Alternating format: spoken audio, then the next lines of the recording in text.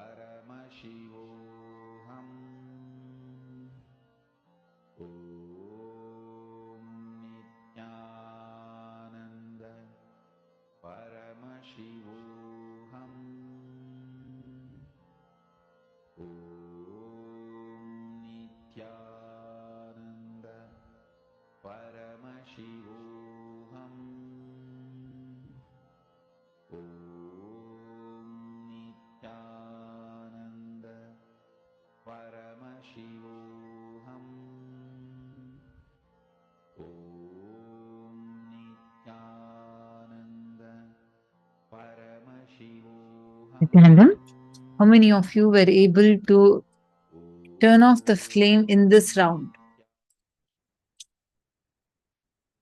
Now, last session, all of us learned about what is space. Many of you had so many questions and how the space operates, etc. We all learned about it in detail. The next session, all of us are going to be entering into is the power of space creation. How actually to use this knowledge of space to create space. Let's now listen to the revelation from Swamiji.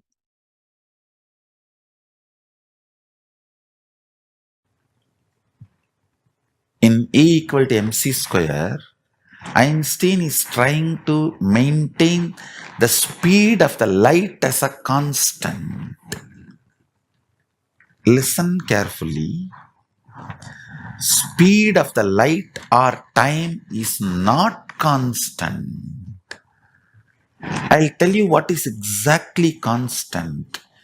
Consciousness reflecting on the space, the fifth dimension of the universe, consciousness reflecting is constant.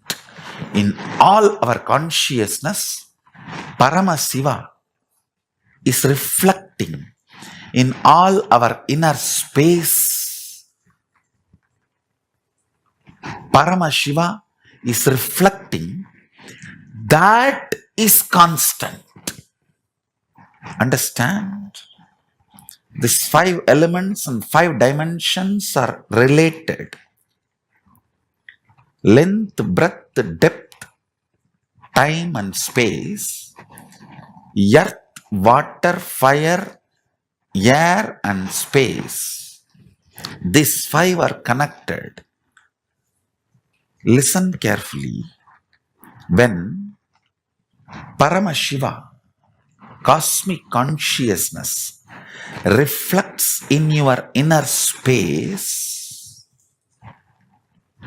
that reflection is constant in all beings. Not speed of the light or time. Time and speed of the light is not constant. But the way superconsciousness, Paramashiva, reflects in your inner space is constant. Means the way cosmic consciousness dances, reflects in your pure inner space. The way Sadashiva dances in your Chidambara is constant. All the beings who feel aham, he exists in that. That is the only constant. Understand?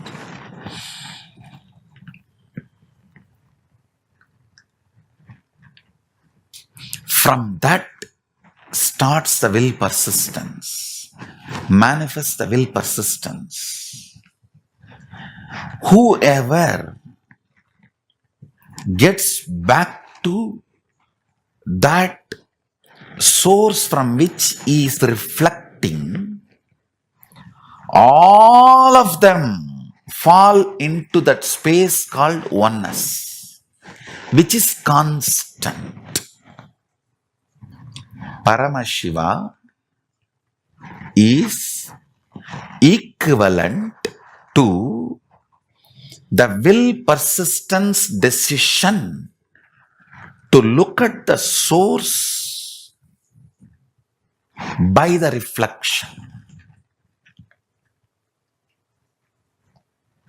The constant in the cosmos is feeling of aham.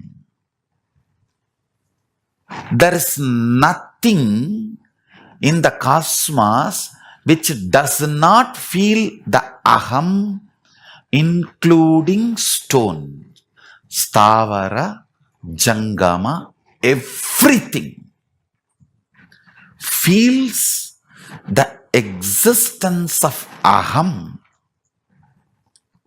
When Mahadeva, Paramashiva says, Vyapakam, anything which feels aham, he is in that. Listen carefully.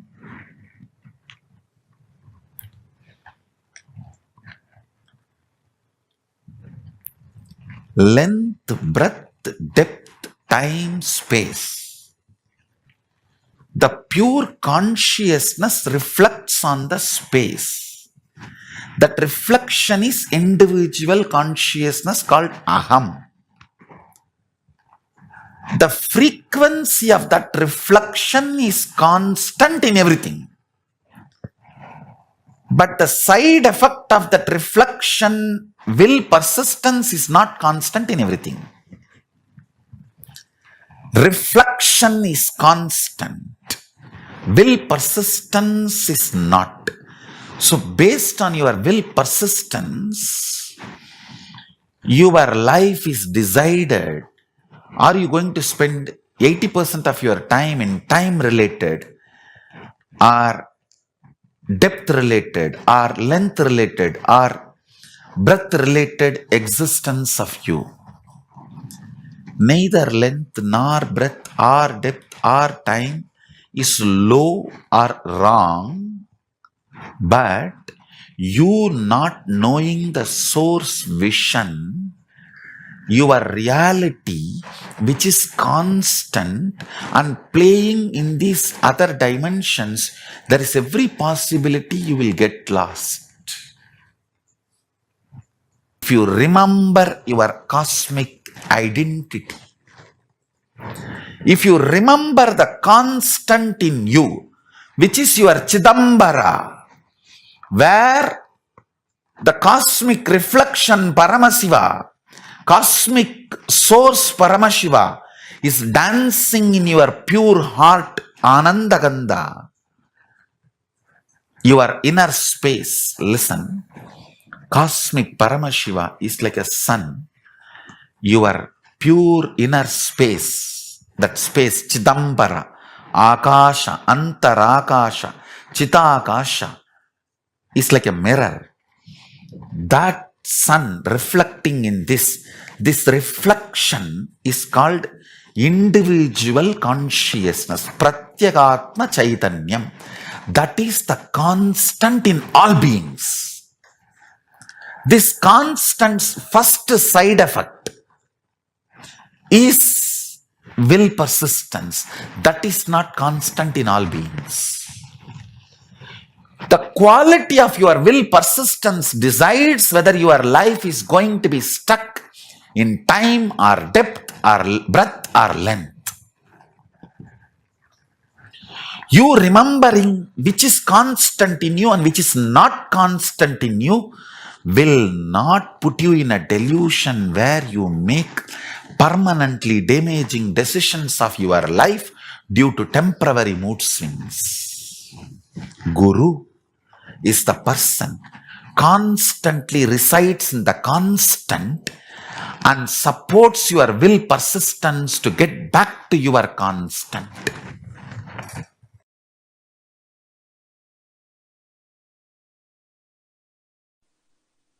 The higher dimensions,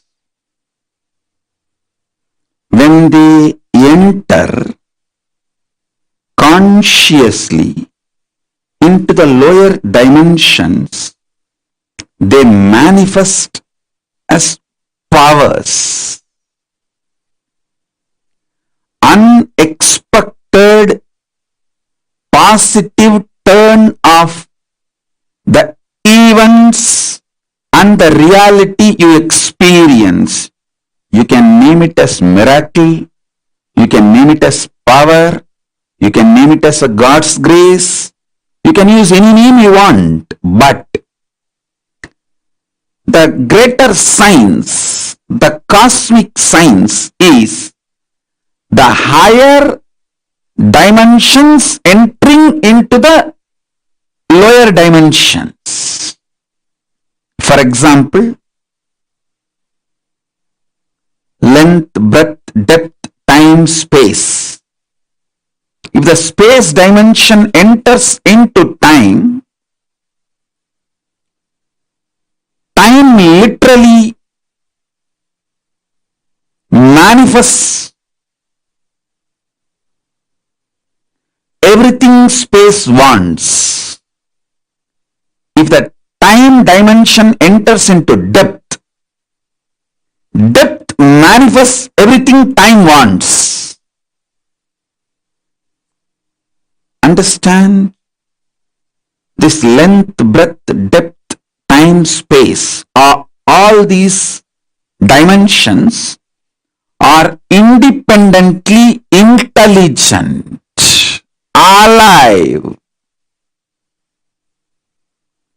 able to make their own conclusions and respond within their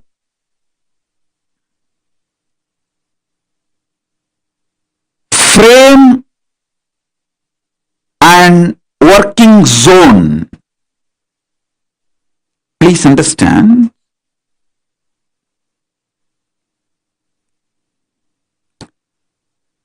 The length dimension is responsible for your logic, rationality. The breadth dimension is responsible for your ability to feel the emotions, feeling connections. The depth dimension is responsible for you making cognitions, powerful cognitions about life, beyond your logic and emotions. So understand, every dimension,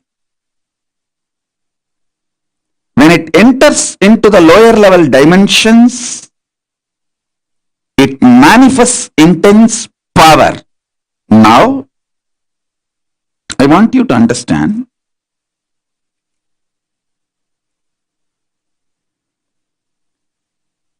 time and space is independent intelligence and power.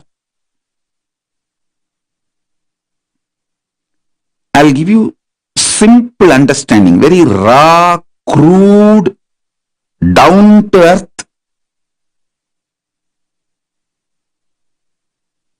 simplest understanding. You just try to internalize this one understanding. I'll help you to go through the whole initiation and make you manifest this power. I commit with you. Just understand this one. Time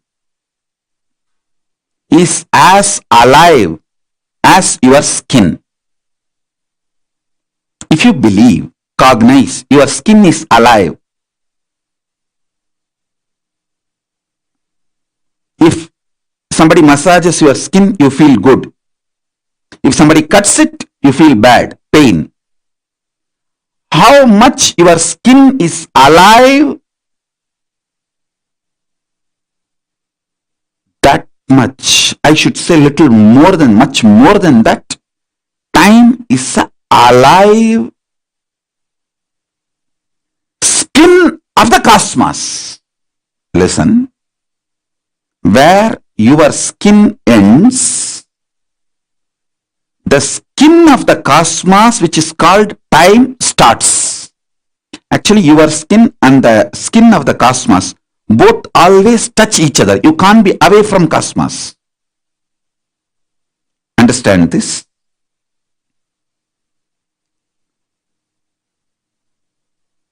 Where your skin ends, exactly that is the spot time starts. Time is the skin of the cosmos. Time is the skin of the cosmos.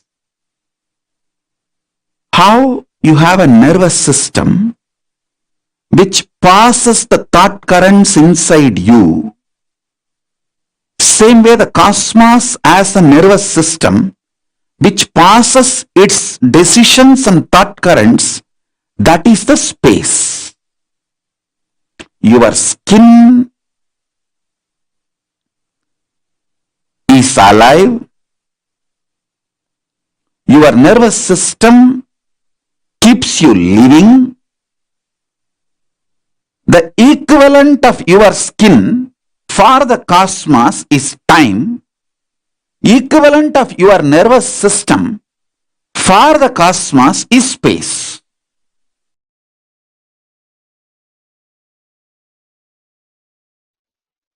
I'll give you some of the important, powerful cognitions about space. Just if you internalize this, you can use the power of space in your day-to-day life in a very practical way, simple and very practical way. First, space is a living entity. It's not emptiness, it's not dead, it is living. Second, it is very close to consciousness. Third, the space you are carrying inside you, where the thoughts manifest, is directly connected to the space where this universe is established.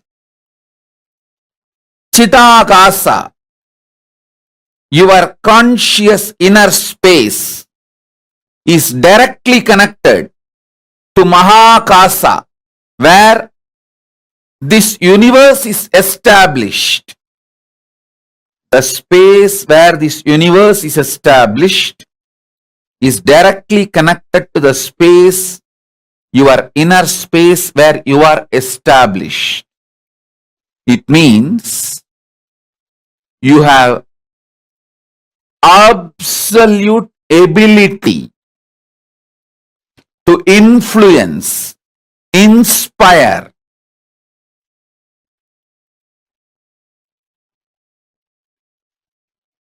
directly intervene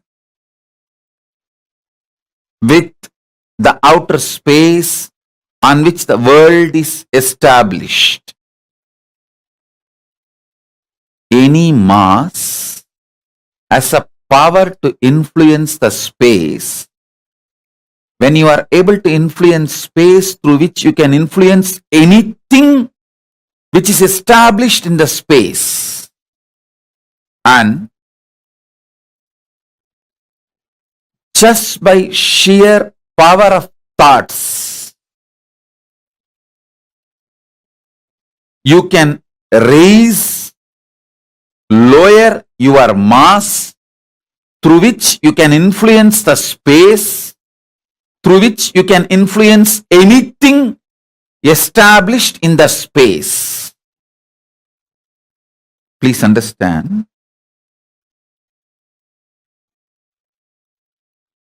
when you meditate on cognize something very heavy, higher than your brain can grasp,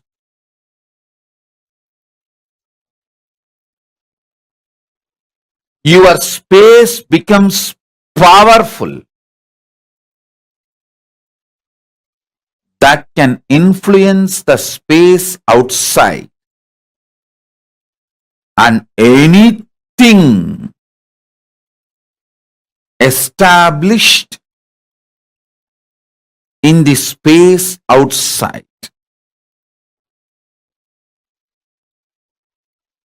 Thoughts can travel using space as medium. Anything which has a mass can influence space, through that can influence anything established in the space.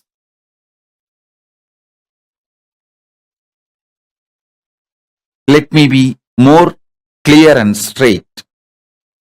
Just through your thought, power of cognition, the power of your inner space, Chidambara, you can influence anything established in the space, whether sun or the moon or the universe or the black hole or the Big Bang, anything established in the space can be influenced through the power of your inner space.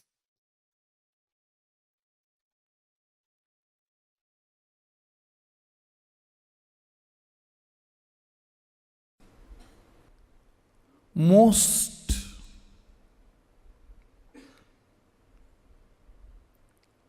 powerful,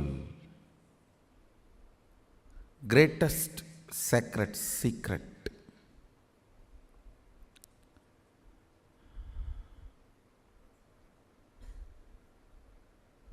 greatest Satya,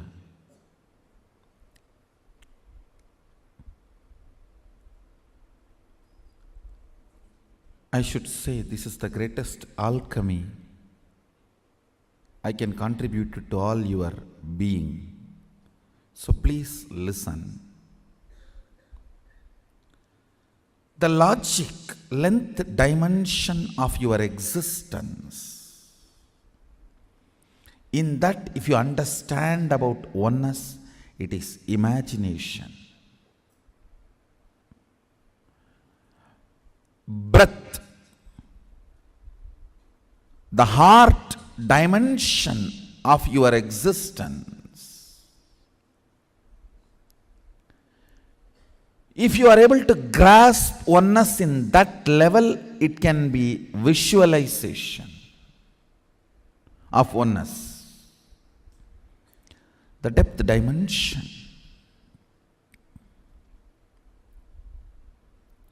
In that, if you can grasp oneness, that will be declaration of oneness.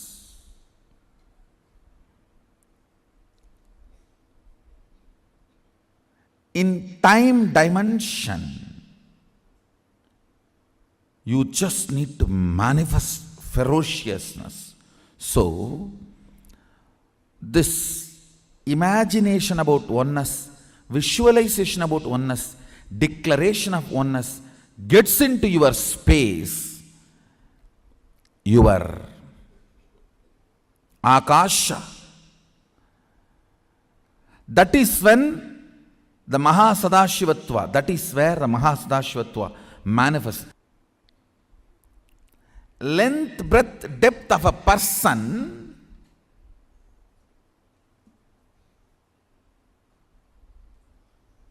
is not he.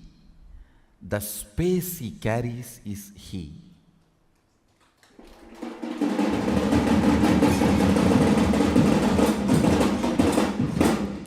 When I say length, breadth, depth of a person, I speak in both the meanings. One, logic, heart, and cognition.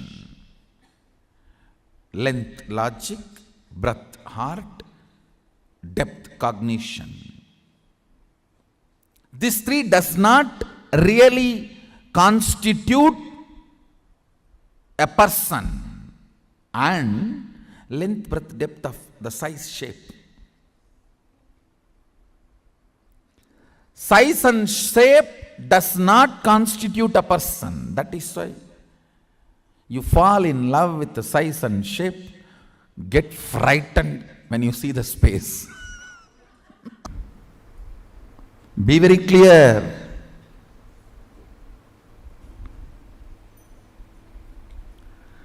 The space you carry, its smell, its flavor comes out of you like energy.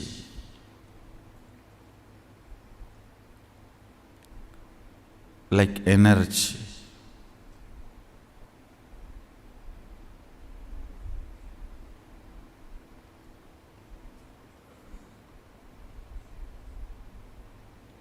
Many of the Indian restaurants use this as a tactic. They release a certain masala flavor. That whole area will have that masala flavor. The moment you enter that zone, you will feel like eating. That is also again like a marriage only. You go to the restaurant and you order what do you want. Then when you see what the other person has, you always wish you had ordered for that. And the other person is feeling the same.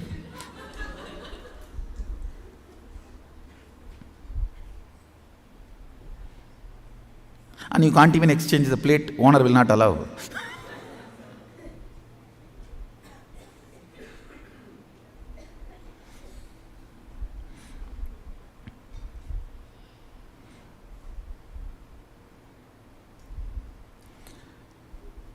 The smell, the flavor of your space. The flavor of your space is what I call Shakti. Understand? The explosion happening in your inner space is Shakti. Please listen. This is the good news for you.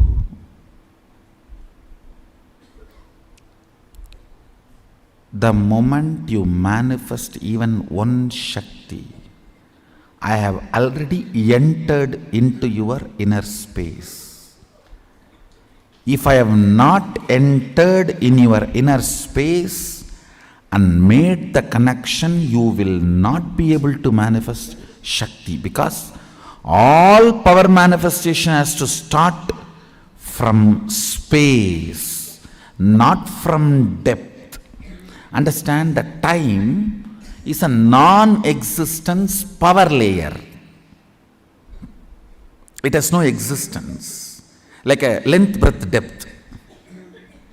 It is only when the space collides with the length, breadth, depth, the dust created is time. See, the length, breadth, depth is a mass. Space is a energy. When these two collides, the dust generated is the time. I can roughly compare it to the Vatavarana, the layer around the planet Earth. Listen, no power can manifest in you if I have not entered into your space. Even if you manifest one power once, be informed, I have drilled you already up to your space. Kailasavasi celebrates the manifestations of his space.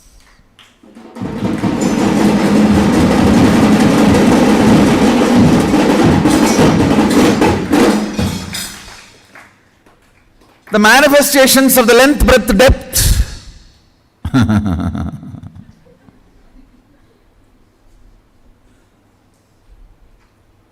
Manifestations of the length, breadth, depth is so superficial. So superficial.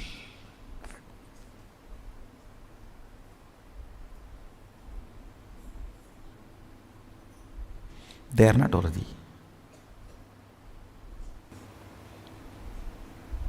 Manifestations of length, breadth, depth is too superficial. They are not worthy. they are not at all worthy.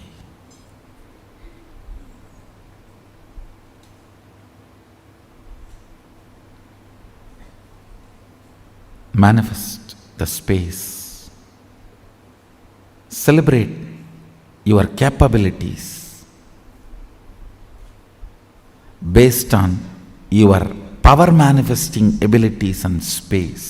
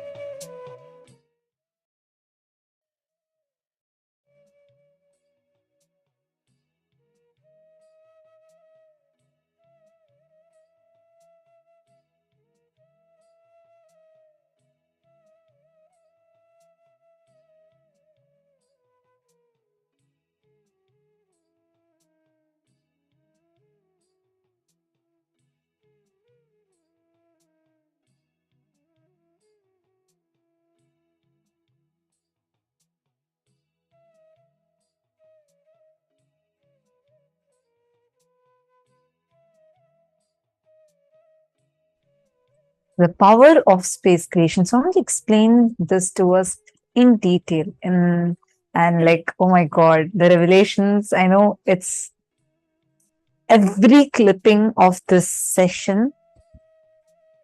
Even if you watch it 10 times, like you loop it 10 times and watch it, you'll still feel like, oh my God, there's so much to understand in this, what Swamiji is revealing. Like, I feel like every single clip, every time I listen, especially that last clip as Swamiji is explaining, anything that has a mass has an influence over everything that is established on this in space.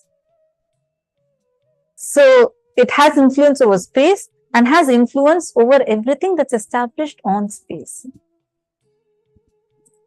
that amazing revelation. I remember I had watched this one satsang clip. The total satsang's duration itself is only 10 minutes. It was on a Brahmotsavam, Chittre Brahmotsavam time, I think 7th of April last year. Yeah. Where Swamiji was, there was this celebrations going on, and Swamiji had sat and gave the darshan where Swamiji was seeing Devi Meenakshi's procession. And then Swamiji said that I'm in such intense samadhi. And Swamiji revealed this. The satsang duration itself was only 10 minutes. But wow, you could listen to it in loop. Every time you listen to it again and again and again, you will have new clicks.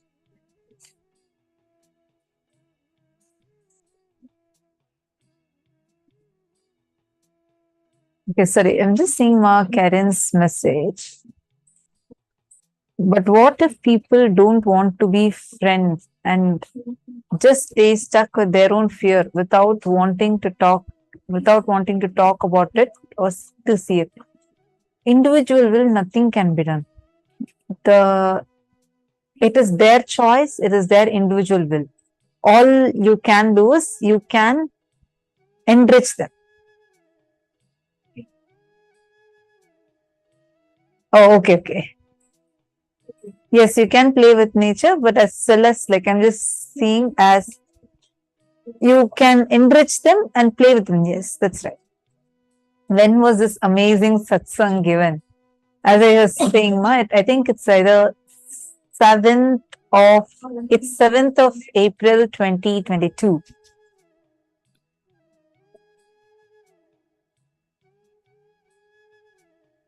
Actually, Karen is saying, at least I have friends even if they don't speak. The words we carry inside us really impacts. The space of completion that we carry inside can actually influence the people that we have outside us. So Swamiji is telling in the satsang, right? The thoughts you carry matter. The kind of thoughts that you are generating in your inner space have a direct power over what kind of reactions you want to invoke in people, what kind of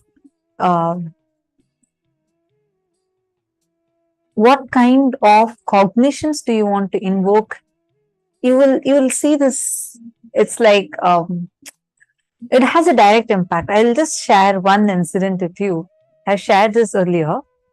This is like the first time I got introduced to the science of completion.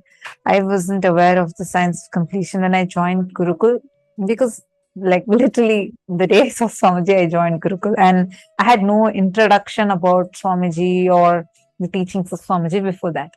And the day I joined Gurukul, there were like a lot of new kids that had joined Gurukul at that time. So when I was there, so many kids were there. We all were like, many new kids had joined. There's this one girl who was like, I think a year younger to me or 2 years younger to me. And she kept coming and annoying me. And I also started feeling like I started calling her like, oh, you're bullying. I used to keep telling her that word. 3 days passed, 2-3 days passed by, and we both started like literally fighting with each other. I was 14 years old at that time, and she was, I think, 12 years old.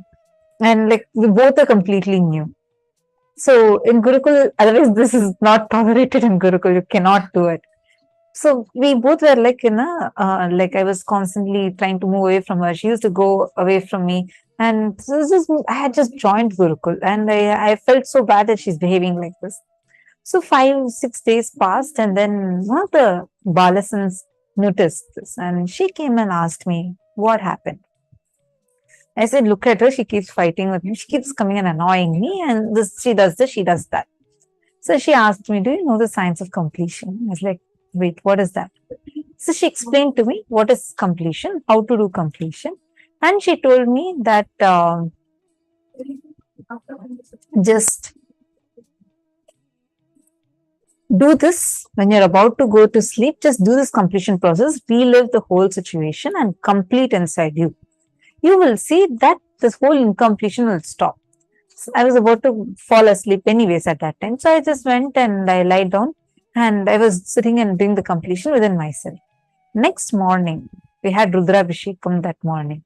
And Rudrabhishekam, so we all go to the hall to get some flowers. So I was really getting late and I was rushing. It was early in the morning we have Rudrabhishekam. I think it's about 5 a.m. or something we have Rudrabhishekam. So we all were like getting ready for it. And I was trying to get some more kids also along with me to go to the hall. Usually till that, and I had not spoken to her. Till that point, she was still fighting with me. So we both were in a fighting mode. So we both like not talking to each other. So we went and to the meditation hall, like where the flowers and all were kept ready for the puja, etc. So I'm going there. I don't know why, but inside me, like till the previous night, that whole conflicts and like the inner chatter that was there, it just simply was not there. I didn't have any reactions inside me. I was trying to wonder what's different. I was trying to think like that. So then I went into the hall, and towards the end of the hall, she was standing. The moment I looked at her, I usually feel very like till that point, because the last few days has been a conflict zone. So I will not go near her. And then I felt very happy and I felt very loving towards her. That kid, moment she saw me, I had not spoken a word to her. I did not go and complete with her. I didn't tell her anything.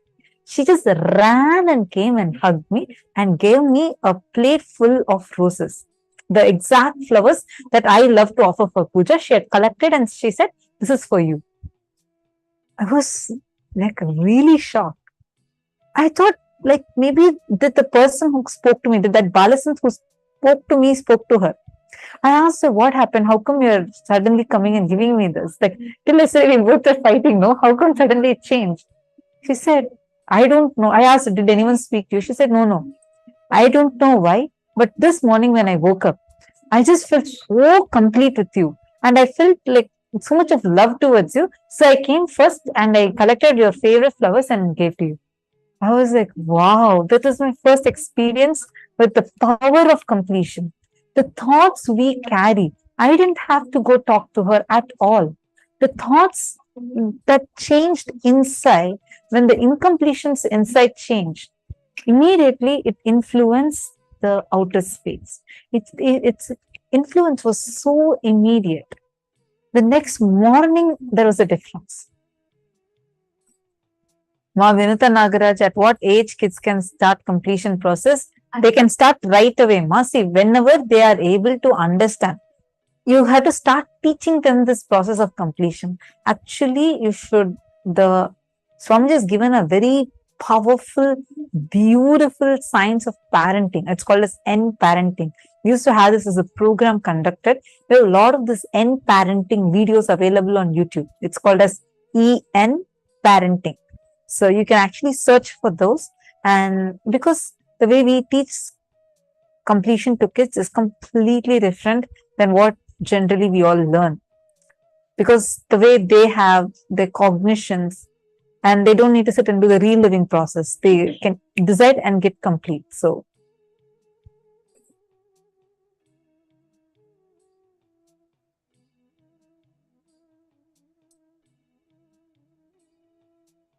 all right.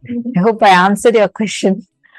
So, Ma Karen, what I wanted to say is use the power of thoughts. The conscious declaration you generate inside you can directly influence the things outside of you, whether it is people, objects, things, situation, anything. It will make you such a conscious person, conscious being, that the kind of things, you gravitate towards you. Understand how?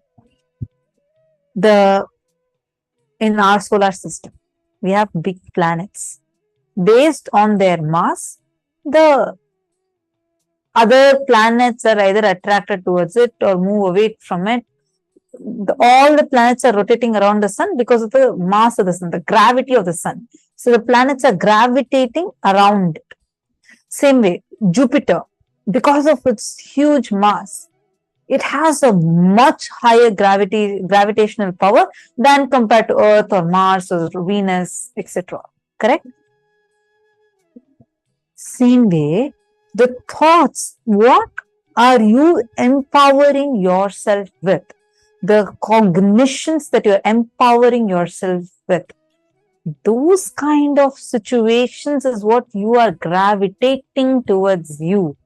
What you're cherishing, that has a direct influence outside, as well as situations you're manifesting outside. All those kind of reactions, situations, everything will be gravitated towards you. And just to see, all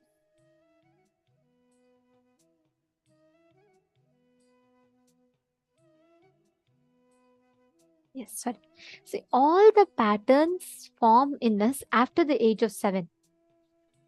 The kids that have the patterns, the root patterns, it's always formed after the age of 7. So when the kids start doing completion from the age of 7, the root pattern will never form in them. They will never have the root patterns as such. So if the parents focus on making the children do completion from the age of 7, it's a very good practice to add. And also, see, the space is so subtle and so powerful. Your inner space reflects the emotions and reactions you trigger. That's why Swamiji tells life is a mirror, not a mirror of your external actions, mirror of your internal space. If your inner space is filled with fear, you will always see life will reflect that same fear back to you. If the inner space is constantly cherishing insecurities, life will always do the conversations which will trigger your insecurities. Life is a mirror. It constantly mirrors your inner space. What you cherish inside of you, that is exactly what is mirrored outside. Akasha Tattva, the space dimension, Chidambara. That is why Swamiji tells Nataraja dances in your Chidambara. Paramashiva resides in your inner space. Just close your eyes and see Paramashiva will be standing there doing his Ananda Tandava. That is the power of space creation. We're all going to do a very powerful process. Understand, anything in your inner space you visualize without any conflict. Completely anything you live, visualize in your inner space. It will just get 3D printed as reality. I'll share this story with you all. There's a very beautiful story of a Nayanar called Pusalar Nayanar. So he's a great devotee of Paramashiva, and every day what is his way of worshipping Paramashiva? He just simply will sit, he will close his eyes, he will visualize. He will visualize the temple, but the way he will visualize will be so detailed. He'll visualize as if he's building a temple. So every stone, the design of the temple, he'll visualize to such details. At the same time, the king of that temple, the king of that kingdom, he's building a huge temple for Paramashiva, and he plans an inauguration date for Paramashiva. That night, Paramashiva comes in the dream, and he comes in the dream of the king, and he tells the king that, listen, can you postpone your temple opening date by some more time? Because on that exact same day that you have fixed, one more important person has fixed.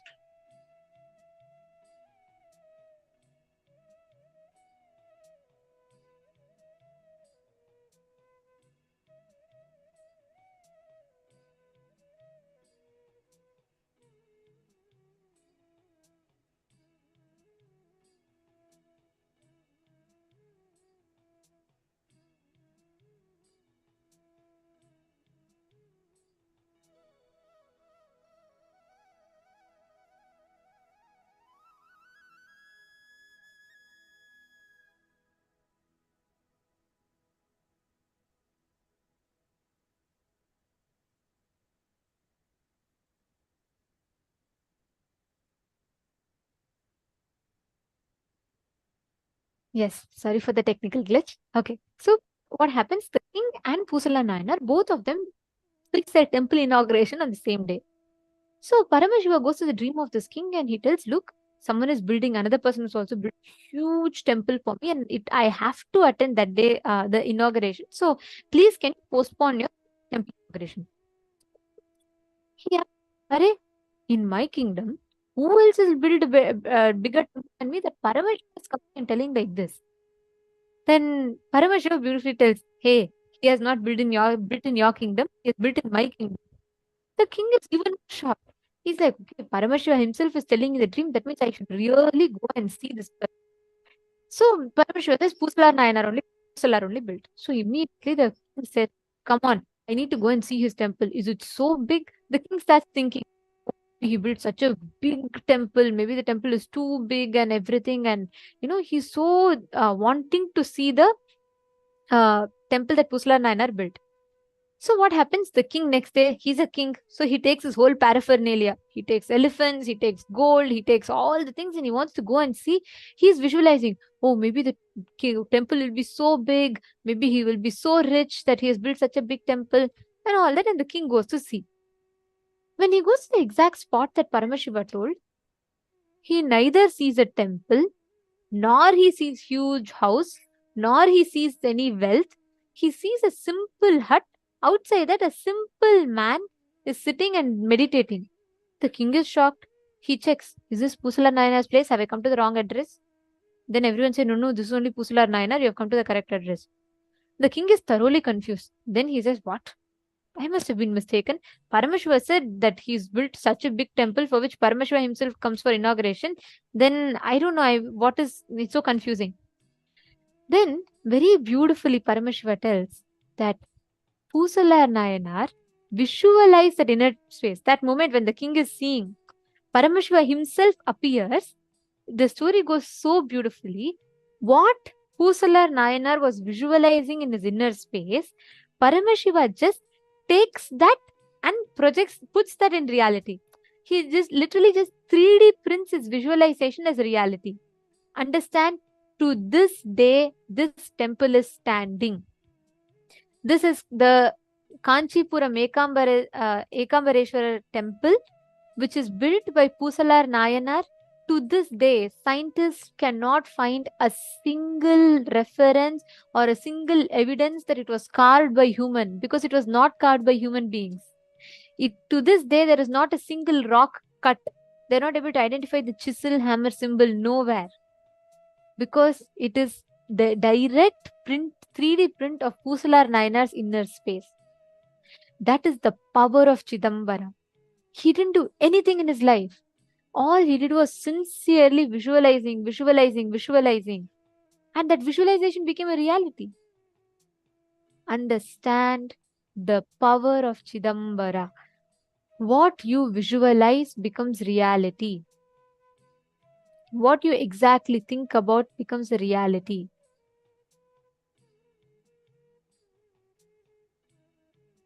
So just understand this. We will now do a very powerful process where you're going to harness the power of space creation.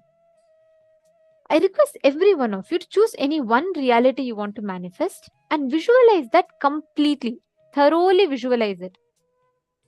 Like end to end, every detail. Visualize as if it is happening. If there's any self-doubt that comes, anything in you tells, oh, is it going to be possible and all that, complete with that. But sit and visualize. I request every one of you to very sincerely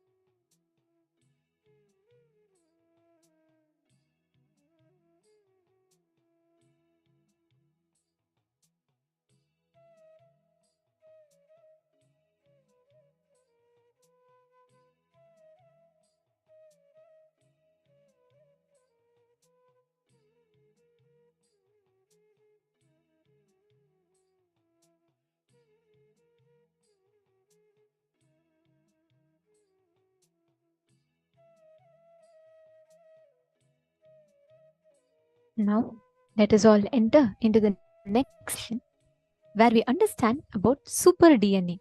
What is super DNA? Let us now listen to the revelations.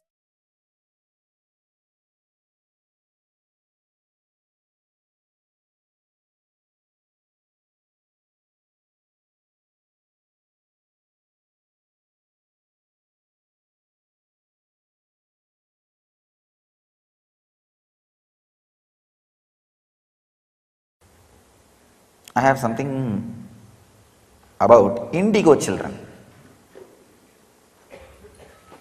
so that you understand the super DNA.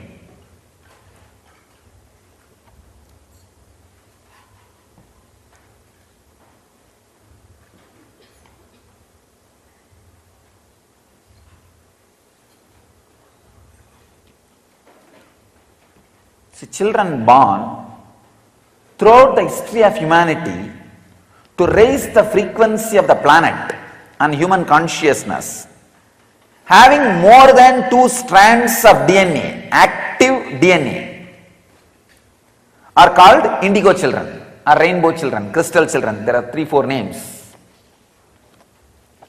Please understand, throughout the history, the kids are born. When they are taking birth, something extraordinary is in them. And now science is proving clearly more than 2 strands of DNA is active in them. They are called indigo kids, and throughout the history there are references, these indigo kids were there. The core human DNA imprint is built on 12-strand structure, which says human form was designed to embody 12 dimensions of conscious awareness. I always used to talk about these 11 dimensions. The 12th is the Shiva state. We can have our own brand name, Nithyananda state, whatever. Fully awakened, Shiva consciousness. Please understand, these are the Shastra Pramanas, means the eternal truths revealed by modern day rishis. Then I will add my understanding about these 12 strands, human body, and 2 strands being active, more than 2 strands being active in kids, and how it happens.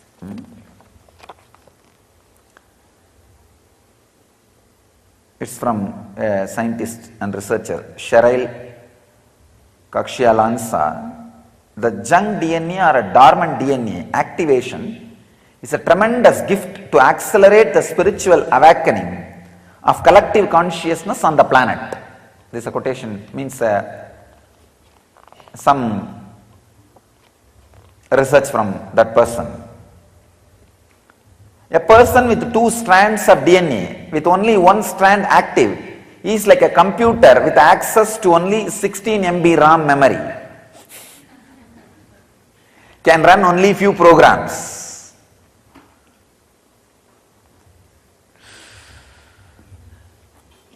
Once the DNA is activated, it's like giving internet connection. You can access anything by intent and intuition. Please understand, these are not my words. These are the collections from different researchers and discoveries. The dormant DNA activation level controls your frequency. Every time when a DNA is activated, you download higher consciousness from soul, identity, and attract people, places, events of similar high frequency. Again, it may look like my words, it is not my words. What I am going to add is my words. These are exact quotations I am reading out from different scientists and people who are specialists in this field, researchers. DNA activation not only has an effect on the individual, but this change will affect the individual's ancestors, 3 to 5 generations in the past, as well as 3 to 5 generations in the future. This is one of the important revelation. In the Sannyas Upanishads, there is a very clear mention.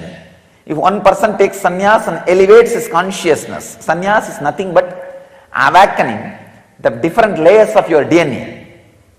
It says very clearly, Munned Janmatirkum, Pinned Janmatirkum, Piravikkadan Tirthan, Beramagan, Nittargadan Sannyasi.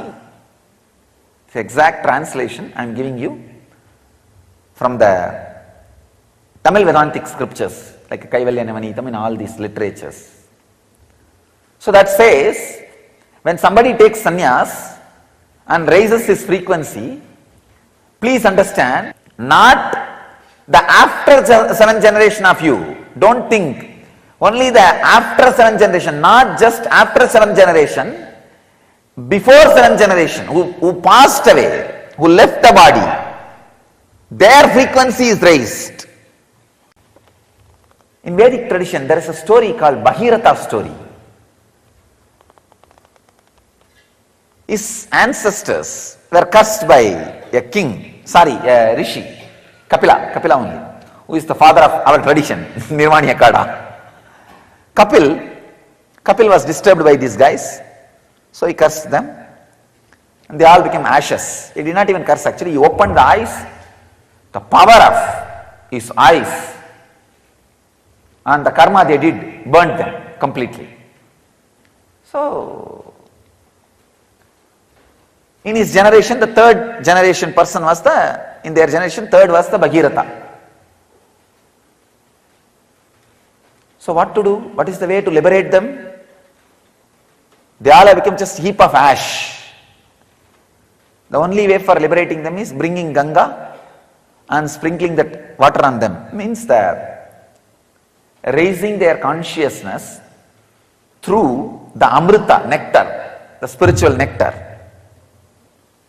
And he does tapas, brings the Ganga to planet Earth, means infusing consciousness into their dead DNA structure. Please understand, infusing consciousness into the dead DNA structure was a science available in Indian tradition.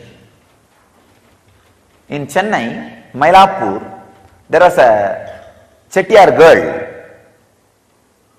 Pumbavai. She died in the snake bite. So her remains, relics was preserved by her father in a pot. So Trinyana Sambandar, a great saint who knows the science of DNA. Among the modern day saints, modern day means, sorry, I should not use the word modern day, among the recent day saints, in the Vedic tradition, 1000 years means recent days. The recent day saints, this Jnana Sambandar and Tirunavukkarasar, these two have shown physically the science of DNA in their life, doing miracles. That they showed that they had a power over a DNA structure. He gave life. He infused consciousness into the DNA and liberated her. So, the same thing Bhagirata did. Please understand, when you raise the frequency of your DNA, you can connect with 7th generation wherever, whatever state they are in. If they already taken new birth, you can elevate them. I tell you, many of you guys have come to me because your sons have raised their frequency.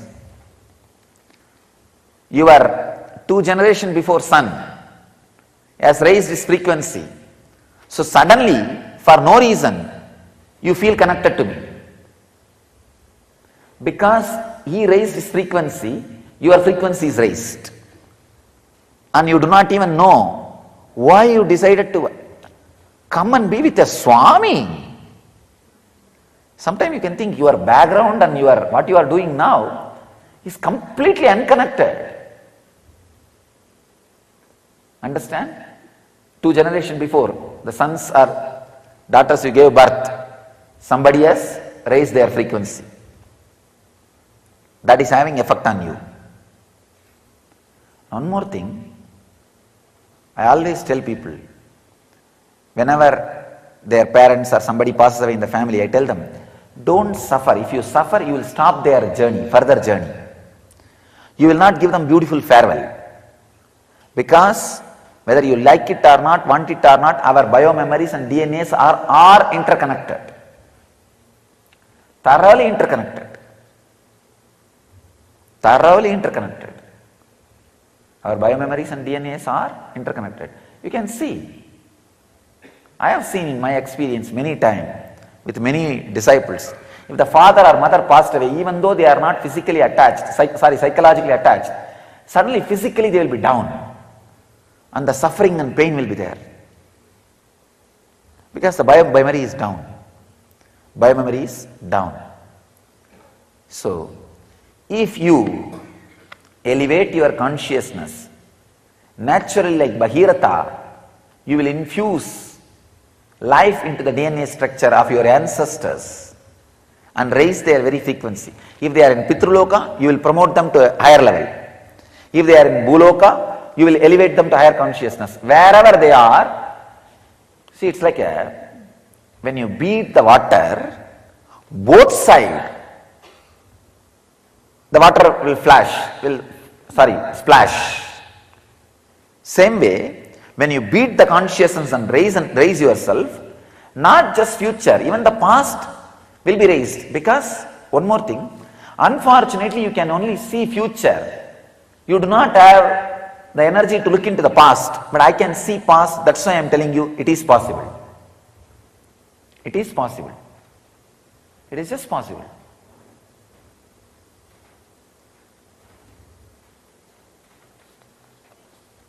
So I have some more researches, but first I will finish one by one.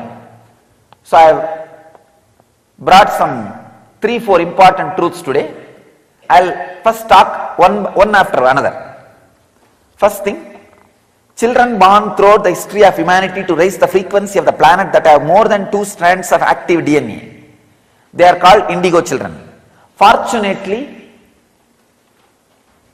after the 60s and 70s, the 60 rebels and 70 hippies, most of them were indigo children. Please understand. The 60 rebels, 70 hippies. The 60s, there is a huge rebel movement started. The 70s, there is a huge hippie movement started. Many of them were indigo children. Unfortunately, the society is so cunning, so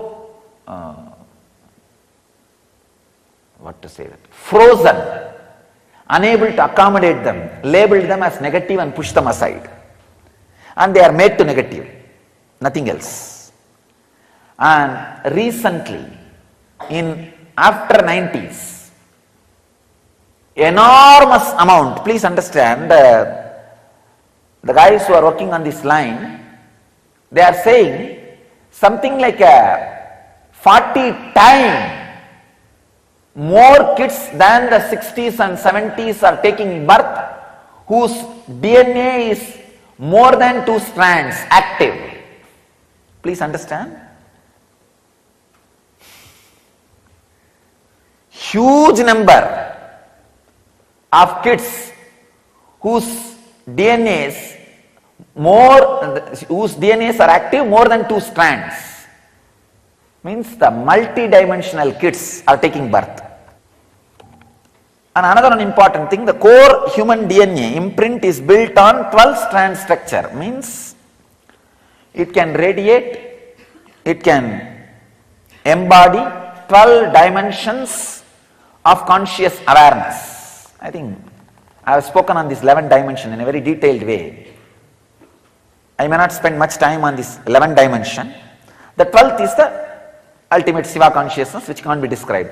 When you experience the 12th, you are an incarnation. That's all. So, there's a second truth. I want you to know the third truth is, I think I already read out, the person with 2 strands of DNA is only with a 16 MB RAM memory. And the DNA structure is activated. Once the DNA is activated, it's like giving internet connection. You can access anything by intent and intuition.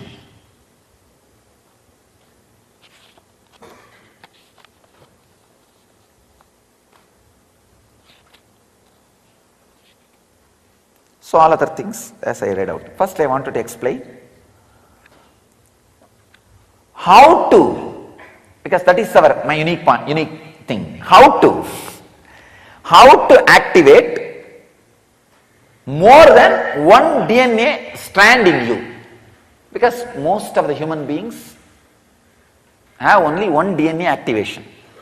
When you become a seeker, ready to take the risk of renouncing the sensual pleasure for something which you don't understand, the second DNA gets awakened. Second strand DNA gets awakened. Practically all of you, second strand DNA gets awakened. Because even for 1 month, if you have just 2 meals and taking bath twice a day and not having sex for something which you are not really tangible enough now. See, at least none of you have any tangible idea why you are doing that. Maybe you have the trust over Apta Pramana. Oh, if this guy is enlightened and this is what enlightenment, I would like to have it. That's all. That's all is the reason why you are eating twice a day and taking bath twice a day and abstaining from the sex and abstaining from all pleasures and everything. So this proves very clearly your second strand DNA is already awakened. How to awaken the next level strand DNAs? Understand?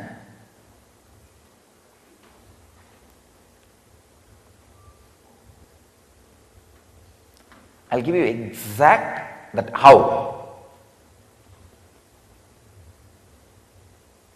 I don't want to use the old words. If I use the old words, you will say, oh, I know about it, it's okay. I tried it, not working out, so I will not be able to awaken the third strand of DNA. No, you can. You can. Please understand. Remember who you are really. Remember who you are really. So naturally, like a lump you will feel, one part is that identity which you are showing to the world. Then one part will say, no, this is not, because this changes. I myself can convince myself to change the identity which I am projecting to the world in half an hour and can change it into another one. Is it not? See, sometimes when you are not able to maintain that identity, or when that identity gives you suffering, in half an hour, one cycle of time, one circle of time, the 21 minutes, you sit and talk to yourself and change it. Is it not? Then how can you be that? Not. It's liquid. It's changing. How can that be the me? No. Then what is me? What is me? In few minutes, naturally, you will feel there is some point in which you are cornering you. What is me?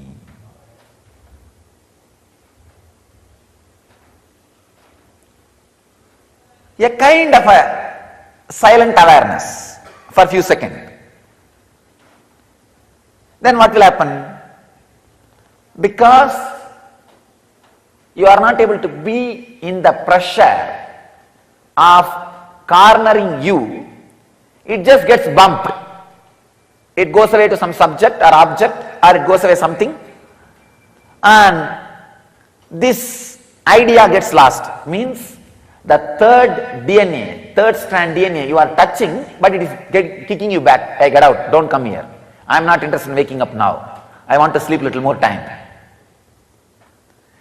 That is where you need seeking. Telling, no. I am not just going to build my body, I am going to build my DNA structure. I tell you, with seeking, do weightlifting. That will get into your DNA structure. With awareness, when you lift the weight, feel the tremendous pressure, not pain. Understand, when you are with awareness, it will never be a pain. It can only be called as pressure on your muscles and system. With that heavy pressure, but decide, no. I feel by this lifting, I'll change my DNA structure because Swamiji has told, I am going to do that.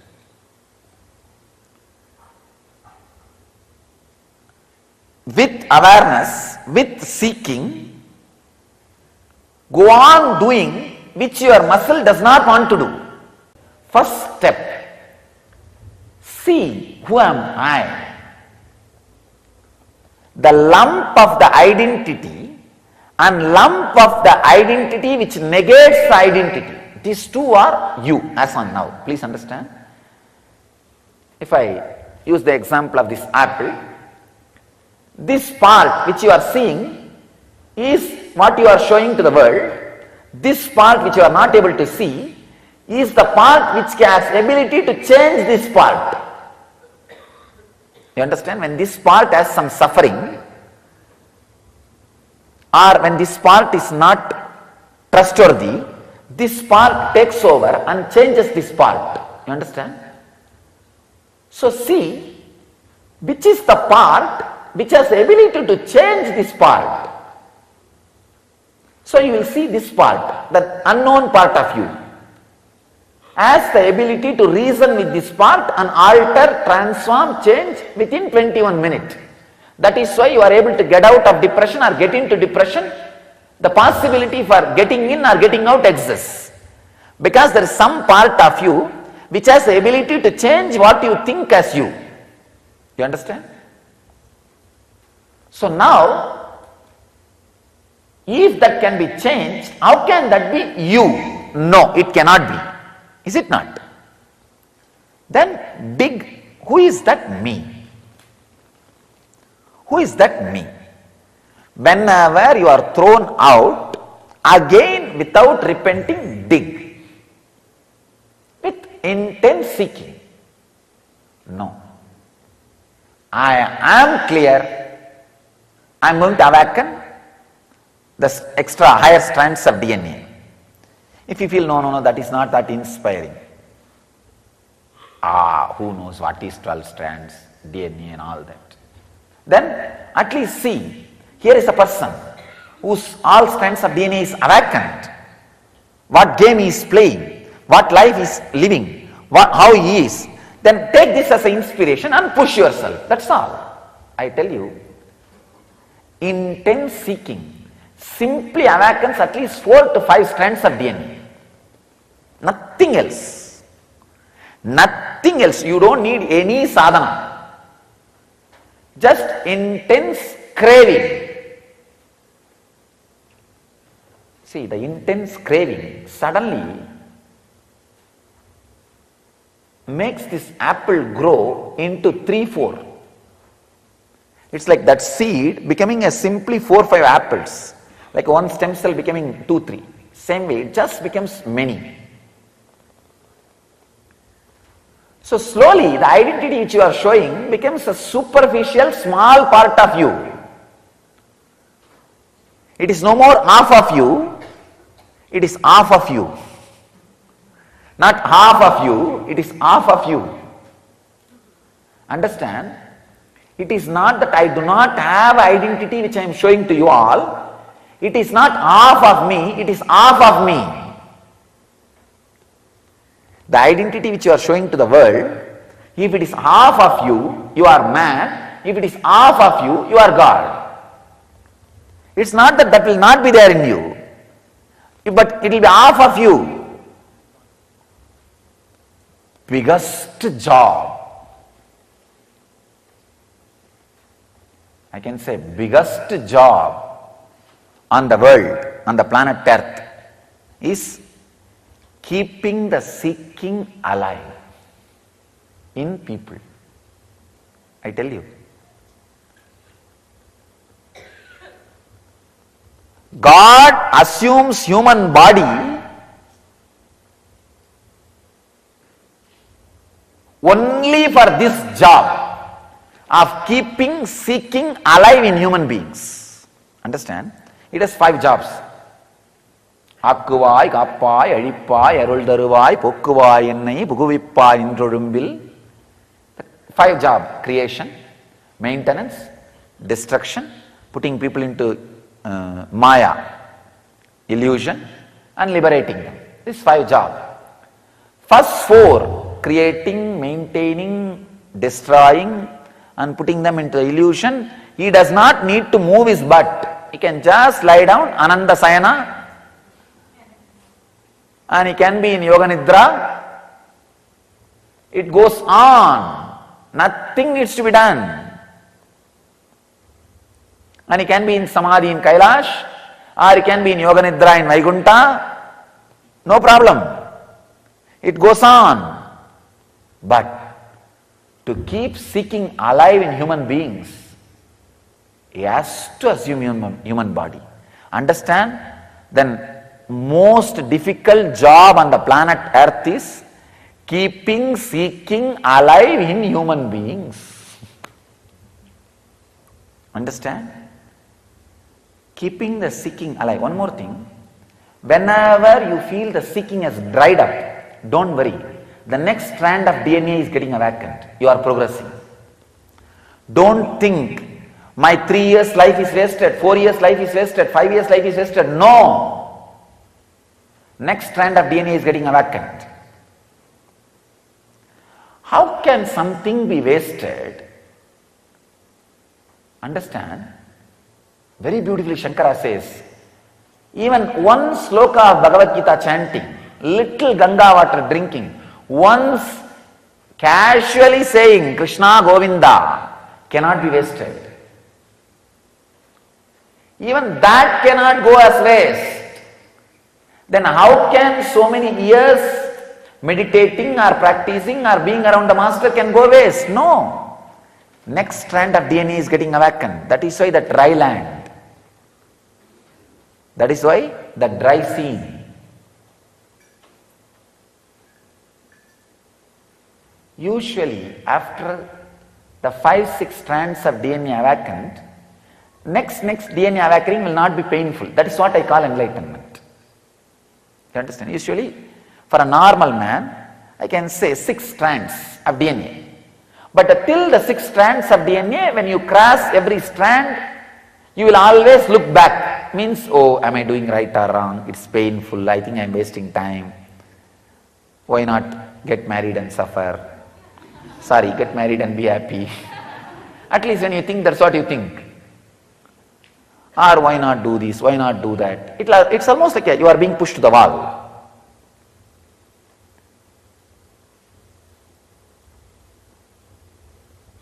But after 6th, no. After 6th, any transition of that next strand of DNA awakening, there will not be any pain. It's just smooth thing. That's what I am saying. See, 0 to 6, 1 will be always awakened the moment you have the body. And the second will be awakened the moment you start seeking. And the 2nd to 6th is enlightenment period. The 6th to 12th is the incarnation period. By the time the 12th is awakened, you are an incarnation. And one more thing, after the 12th is awakened, there are hundreds of new layers opens up. That is what the new layers, when it opens up, that is what is Puranavatara. Means that so many different truths and revelations constantly being revealed to the world. Constantly being shared to the world. So the essence is 3 things. First, see who am I. The personality which can be changed is not you. So dig, then who am I? When you feel you are hitting the dead end or suffocation, increase the seeking, intensity, passion, and look again. When I say again, again and again and again and again, till you awaken the next strand of DNA, next strand of DNA, next strand of DNA.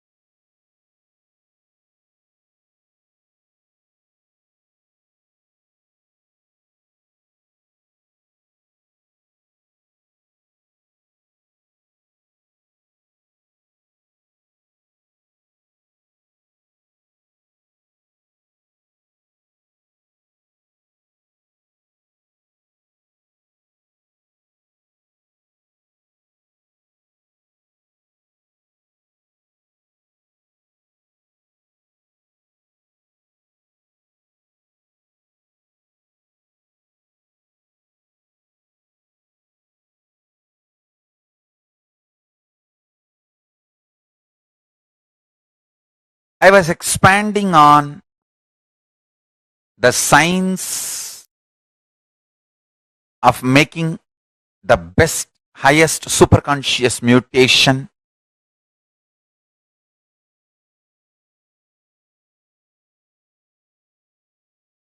as Paramashiva gave this science to Devi, and Devi brought to planet Earth in Kanchipuram and started manifesting it. What I am saying is the ultimate truth from Paramashiva directly. Understand? The strands of DNA, components of DNA is kept together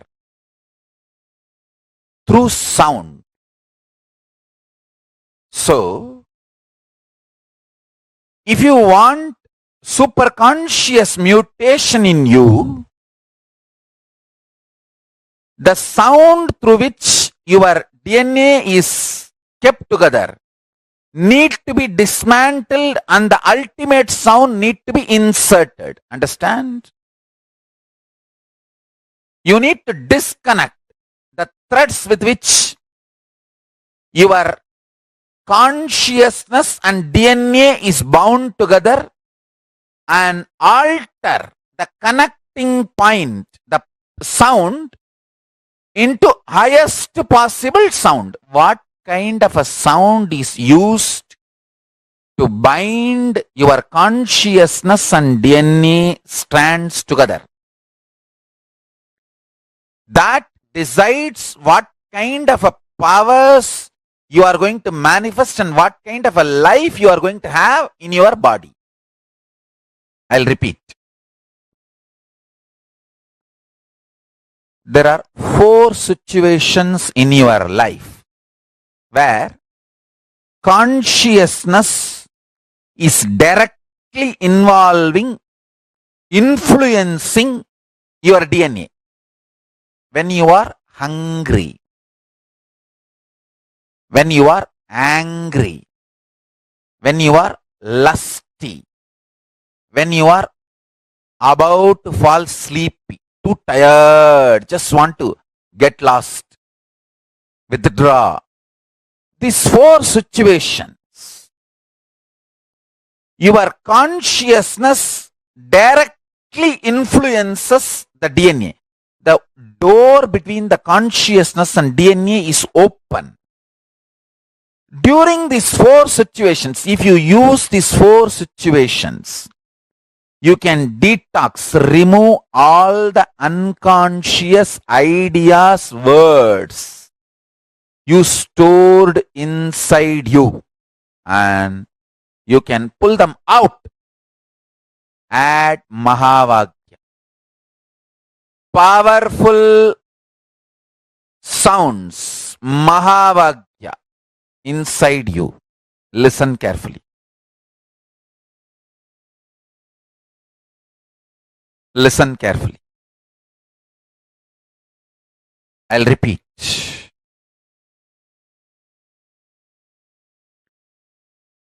Your DNA strands are connected through water, hydrophobic material. DNA strands and the consciousness is connected through sound, sounds with which they are connected matters. The good news is you can reprogram, replace the old sounds through which your consciousness and DNA strands are tied together, connected together. The great news is you can use these 4 opportunities to do it easily. I'll give you the precise conclusion. Whenever you feel hungry, angry, lusty, sleepy, intensely reverberate your whole being with Mahavakya. Om Nithyananda Paramashivoham. With the decision, let my being, let my consciousness manifest itself through my DNA using this Mahavakya as connection point. Let Mahavakya be the connective point. I tell you, immediately you will experience Kailasa. This Mahavakya is directly from Kailasa. Understand? Your life is all about what kind of a connection your consciousness and DNA has. That's all. Chit Jata Kranti. Chit means consciousness. Jata means DNA. DNA is the closest matter which can have connection with consciousness. Chit Jata Granthi. The knot between the Chit and Jata. What is the material with which that knot is made? That sound. Sound is the material with which that knot is made. What kind of a sound made that knot? Listen, I'm repeating. If Mahavakya is the sound with which Chit and Jata is connected, you will have ultimate superconscious mutation.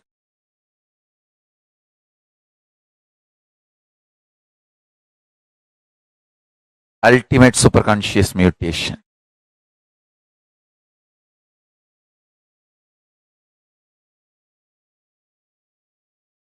I am telling you.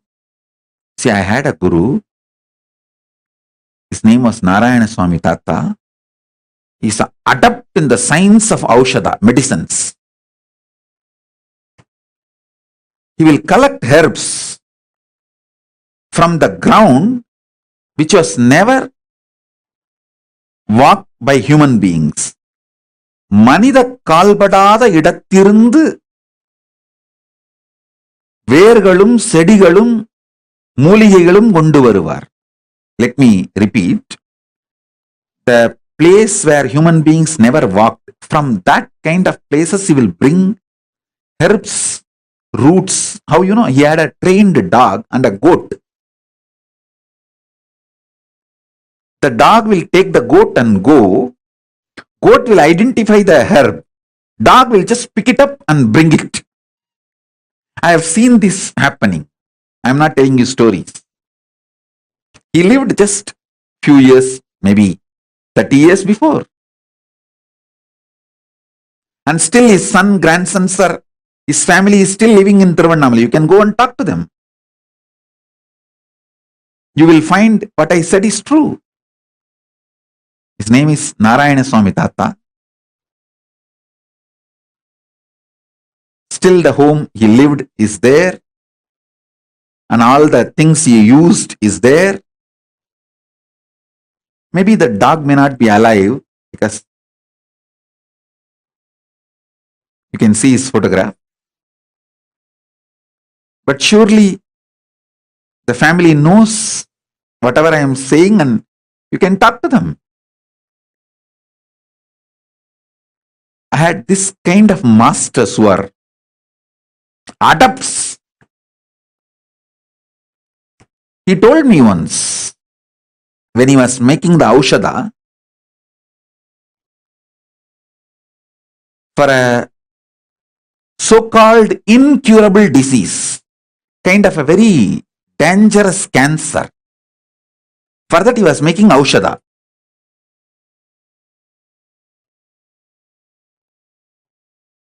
He collected too many things from too many sources and finally made the Aushadha. He called that disciple, or I should say that client, who came to him for healing, for medical care, medical help, Aushadha help. The customer. And he gave that medicine to him. Asked him, eat this medicine every day, once a day, for next 42 days. He prepared that medicine with a lot of difficulty.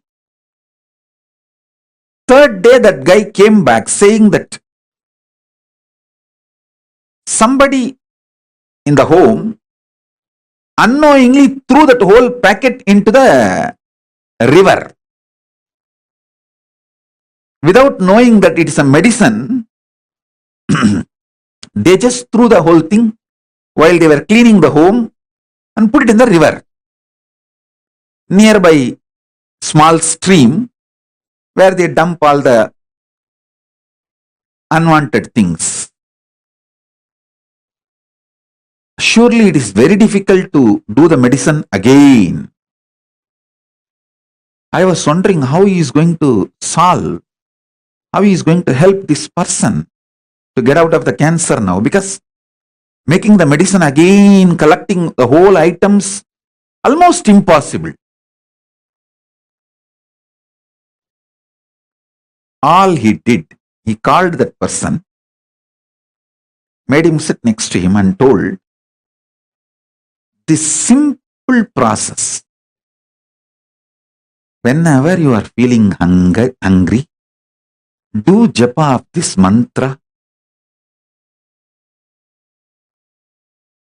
I tell you, I know it is very difficult for you to believe. Maybe the power of his initiation, his words, energy.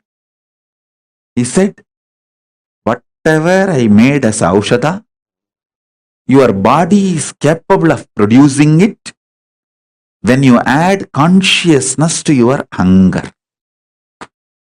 I tell you,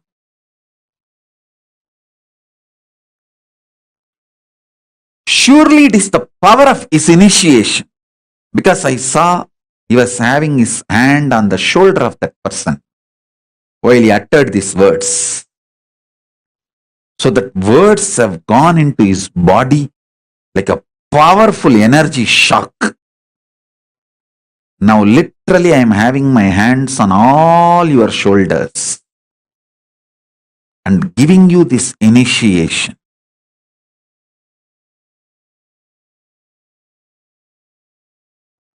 Whenever you fall for someone, you are in deeply love with that person,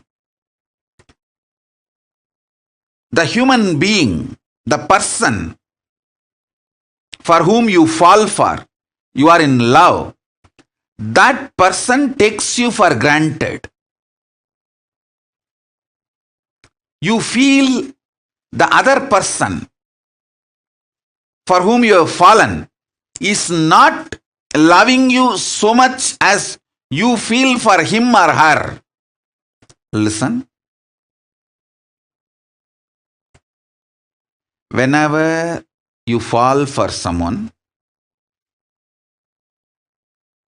you always feel the other person for whom you have fallen, that person takes you for granted and that person does not love you, have feelings to the same level you have.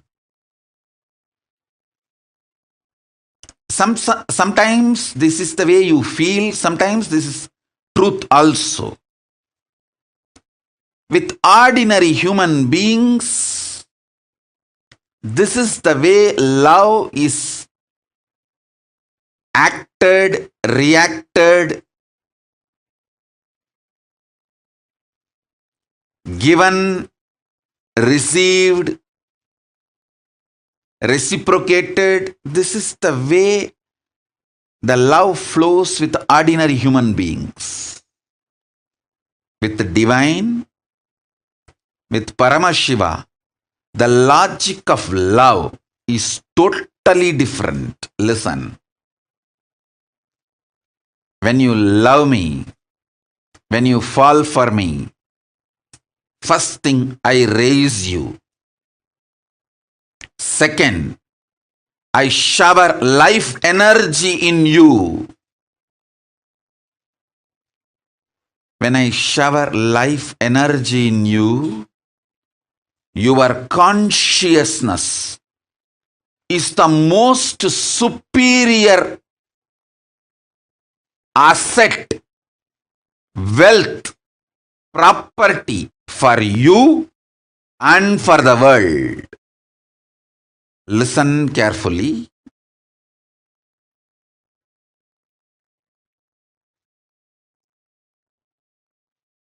I'll tell you one small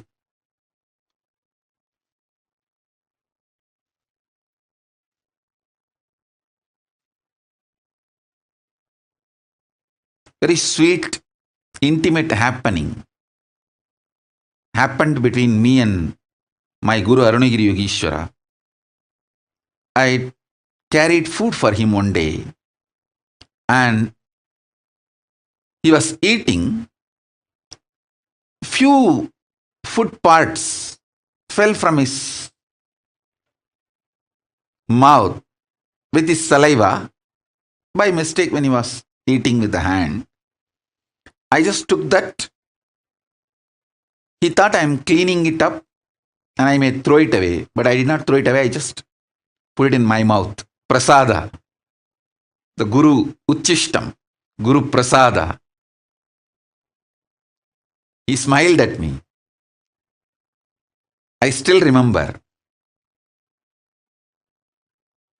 He said, now this body, showing my body, has also become precious asset for the world. It will do a lot of good. In Hindu tradition, the Guru Uchishta, the food partaken by the Guru Prasada, is sacred, very sacred. Guru Padodaka means the water with which Guru's feet is washed. The food which Guru has partaken, Guru Uchishta, Guru Padodaka, is highly sacred in Hindu tradition.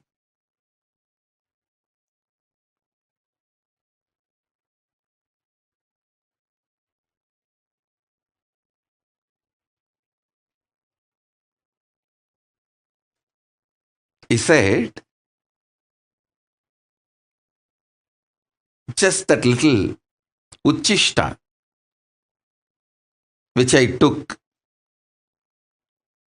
the power of that, he said that his very biomemory, bioenergy is passed on and that will start flowering in this body now. This body also is a precious asset for the world because of what it is manifesting. Listen sincerely, intensely. When he loved me, he made me sacred.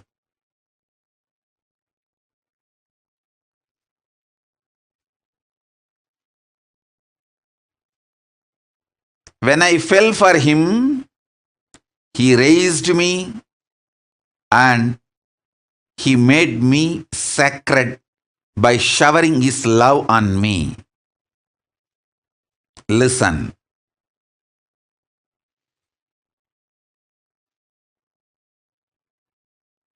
All of you, my disciples, followers, whom I initiated, all of you have received the greatest, best Uchishta, that is mantra, the Mahavakya, which I used most in my life, is the Mahavakya. The mantra, if you have received, you received the best, greatest Uchishta from me.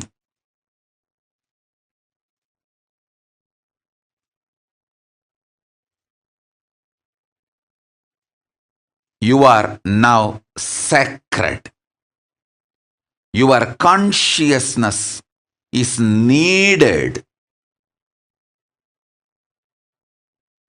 for this world.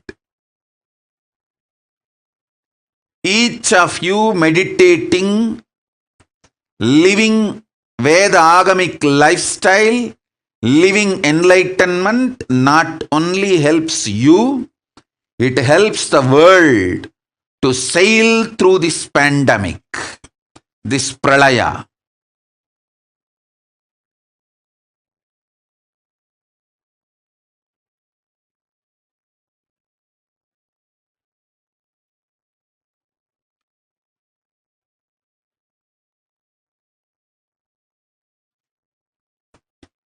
So when I fell for my Guru, he raised me and showered his love on me and made me sacred.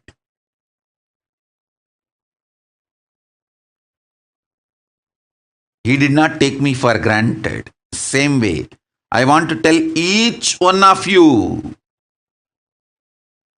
I don't take you for granted. When you fell for me, I shower my love on you, and I don't take you for granted. I make you sacred. Understand? Sometimes I may not be giving attention, but never ever feel I take you for granted. I don't take you for granted. Sometimes if I give you attention, you become more conscious and spiritually awakened. Then I shower you with my attention.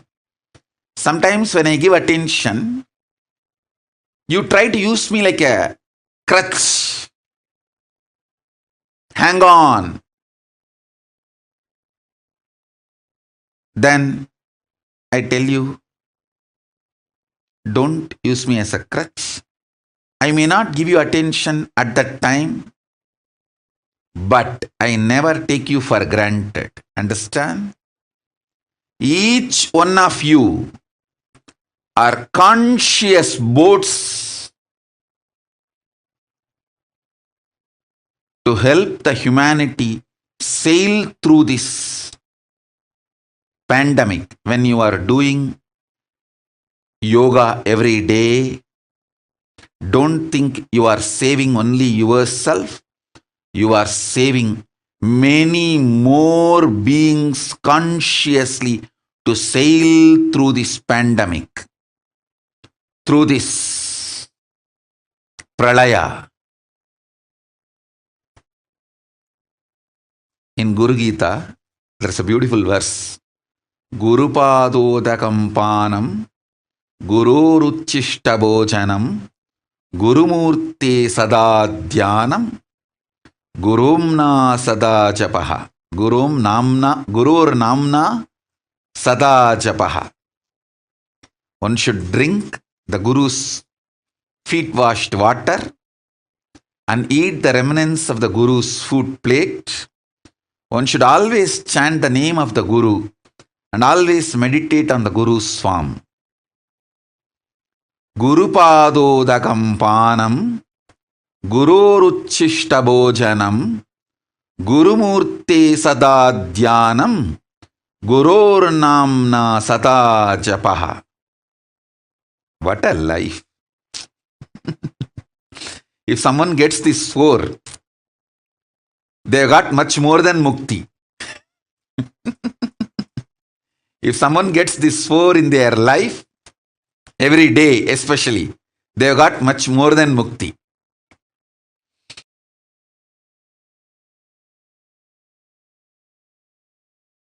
Just remember this one powerful cognition. This Mahavakya puts me in samadhi. This is spiritual lullaby for Samadhi and Suprabhatam, wake up song for Paramashiva in me. For Paramashiva to manifest. With this one spiritual powerful cognition, chant this Mahavakya. Om Nithyananda Paramashivoham.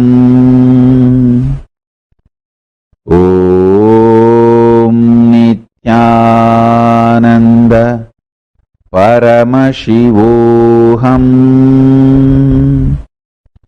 Om Nithyananda Paramashivoham. Om Nithyananda Paramashivoham. Om Nithyananda Paramashivoham.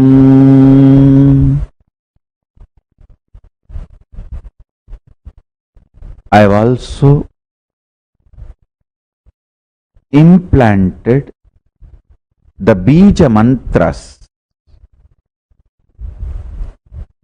all the 54 sounds. Some of the Sanskrit scholars may think, oh, it's only 51, some 52. What does he mean by 54? Please understand. Many people think Sanskrit has only 51 akshara. Some say, no, it is 52. But I tell you, 54. There are 54 bijas, powerful seed syllables. I have embedded them into this Mahavakya and has manifested the various versions of Mahavakya, which I will be sharing with all of you in further satsangs, like Om Nithyananda Paramashivoham. When the Devi Bija, Parashakti Bija is embedded, Om Hrim Nithyananda Paramashivoham. When Ganapati Bija is embedded, Om Gham Nithyananda Paramashivoham. So with each Bija mantra, this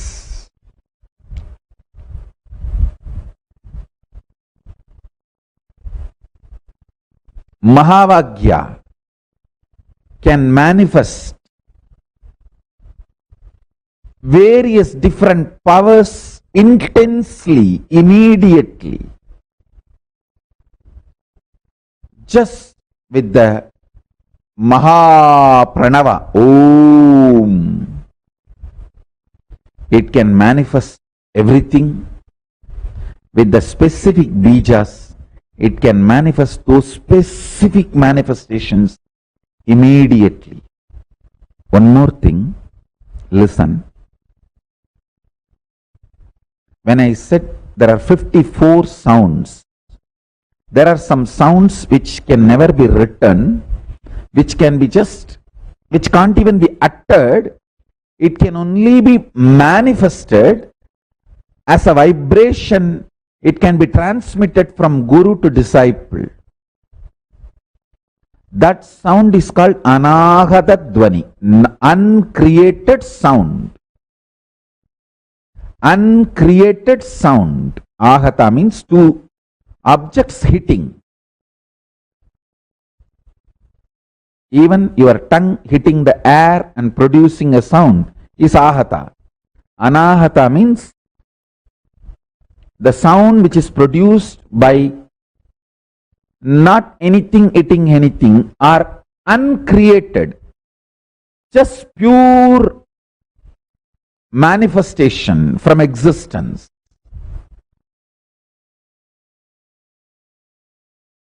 The process we are going to do now is called Chit Jada Grandhi Vedana. Means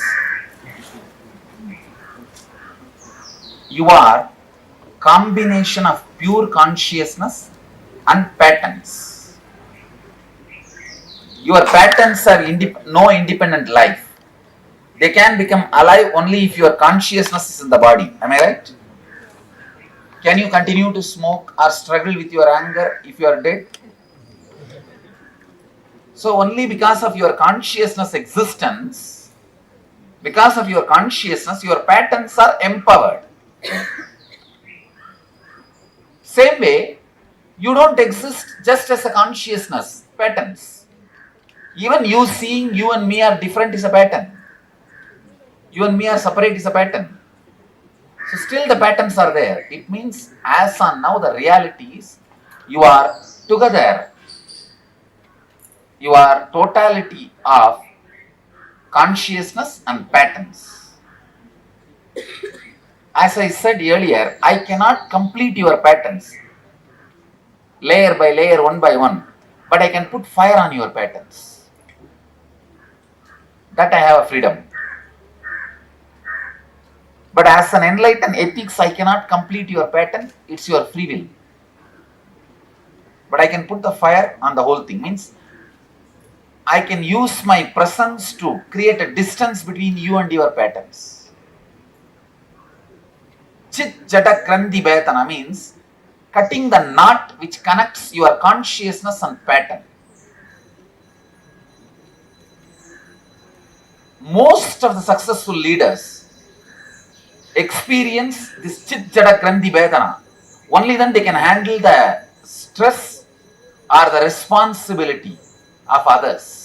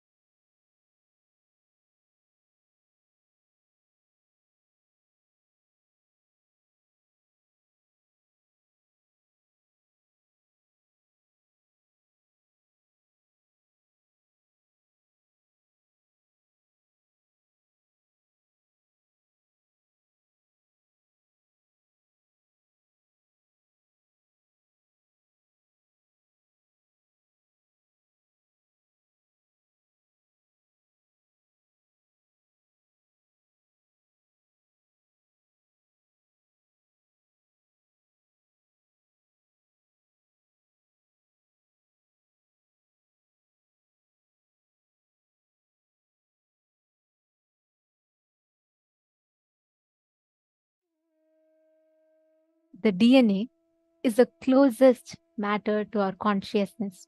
Swamiji revealed one of the most powerful signs in the session, right? Our DNA, the DNA is called as Jata, matter. Consciousness is Chit. Now, the DNA, which is the closest matter to consciousness, is tied together with consciousness through sounds. DNA is a hydrophobic material. And DNA and consciousness are tied together with each other using the sounds. All the sounds that we utter, all the sounds that we talk, hear, all of the sounds that we cherish inside us. The words, the thoughts, the kind of conversations you cherish inside you, they become the sound that bind the DNA together with the consciousness. We all have a lot of chaotic sounds in our inner space and unconscious words that we cherish inside us. We all learned about the Akasha Tattva, correct? Swamiji was revealing to us about how we can harness the power of words. Now, this process, today we're all having an exclusive special initiation where Swamiji is going to be initiating us to harness the power of space, where Swamiji is going to be removing the granthis, the knots, and Swamiji is going to be replacing that with the conscious sounds and awakening our DNA. And today we had also invited the people that want to get healed from any kind of genetic disorders. And many of you have also invited your friends and family members to be a part of this. If any of you have not yet invited, we request you to immediately tell them to join now, because now in just a few more minutes, we are going to be having the live darshan starting. So make sure that they are not missing out on this. So please do invite your family, friends, whoever is not here, to immediately join. Like all of us have been learning, right? How the DNA, which is the most like our literally the subtlest component of us and the closest component to consciousness. The most smallest part of our body, or the unit of our body, is DNA. And that's the closest to consciousness. Today's Swamiji is actually working on that. Anybody here who are waiting to request healing for your any genetic disorders, either you or your kids are having, and you are here to receive healing blessings for that? In case you're here, please do let us know, because you can request healing for it today from Swamiji. So please do let us know here in the chat if any of you are wanting this. So what Swamiji is going to be doing today in the process is, all of us are having these sounds that are binding the consciousness to the matter. How DNA strands are held together by hydrophobic material. We learn about this. It's called as ATGC, genetic codes. We learn how these hydrophobic materials are binding two DNA strands in a double helix structure. We learn this in biology, in science classes. Definitely all of you would be familiar with this. This much science, the modern science, has discovered. But we are not just a biomechanism. We are having a huge component of us called as consciousness. That's what is making us who we are. That is the one which is making the entire organism functional. That consciousness, which is extremely subtle, which is making the whole organism called as human beings function. That consciousness is very closely tied to the DNA through sound. Now, when we say sound, it includes the kind of sounds that are generated by you, like when you constantly keep carrying negative thoughts, negative ideologies, negative cognitions. Even these are there inside that knot. It is called as Chit, consciousness, Jata, matter, which is what is the DNA in this case, Granthi is a knot. So the Chit and Jata, consciousness and DNA is literally tied like a knot. Now this knot needs to be broken. That is what is the process of Vedana. Chit Jata Granthi Vedana process. That's exactly what Swamiji is going to be doing in this session now. It's a very, very, very special initiation. Understand? Genetic disorders. Many people say, oh, it's like actually right now, genetic disorders are considered as one of the difficult types of disorders to even get healed. And we are made to believe that the genes that are there in our system are fixed. It's like, oh, you are born with these genes, so these genes are definitely going to be active for you, and therefore these disorders can never be healed. You can never recover from such issues you're having because these are genetic. Certain patterns, oh, these are genetic.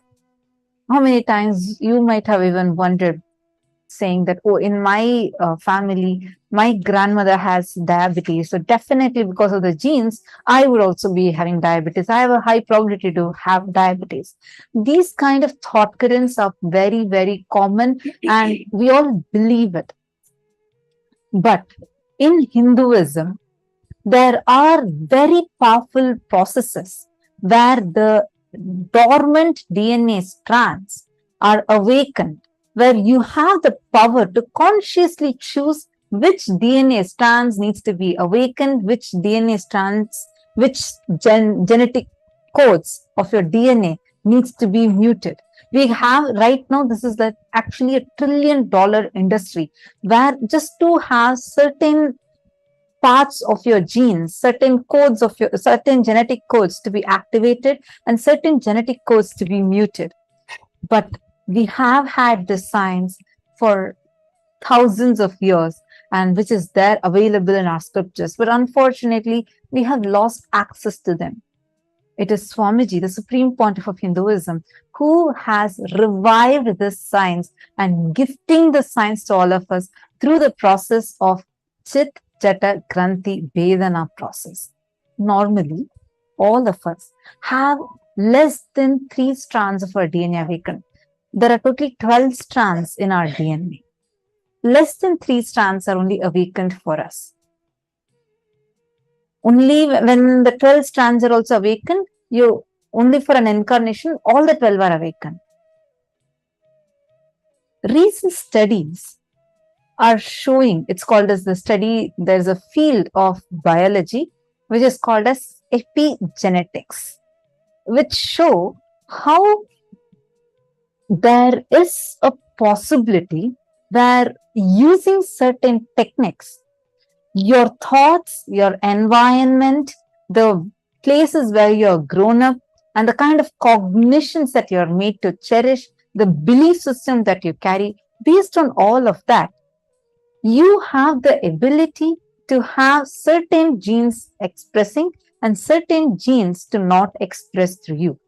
And this has been a groundbreaking discovery, and the whole scientific community is shocked and astounded by their discovery on the subject. But even before the epigenetics came into existence, even before that epigenetics became popular or the scientists discovered this, Swamiji had already started giving the initiation of Chit Jata Granthi Vedana process.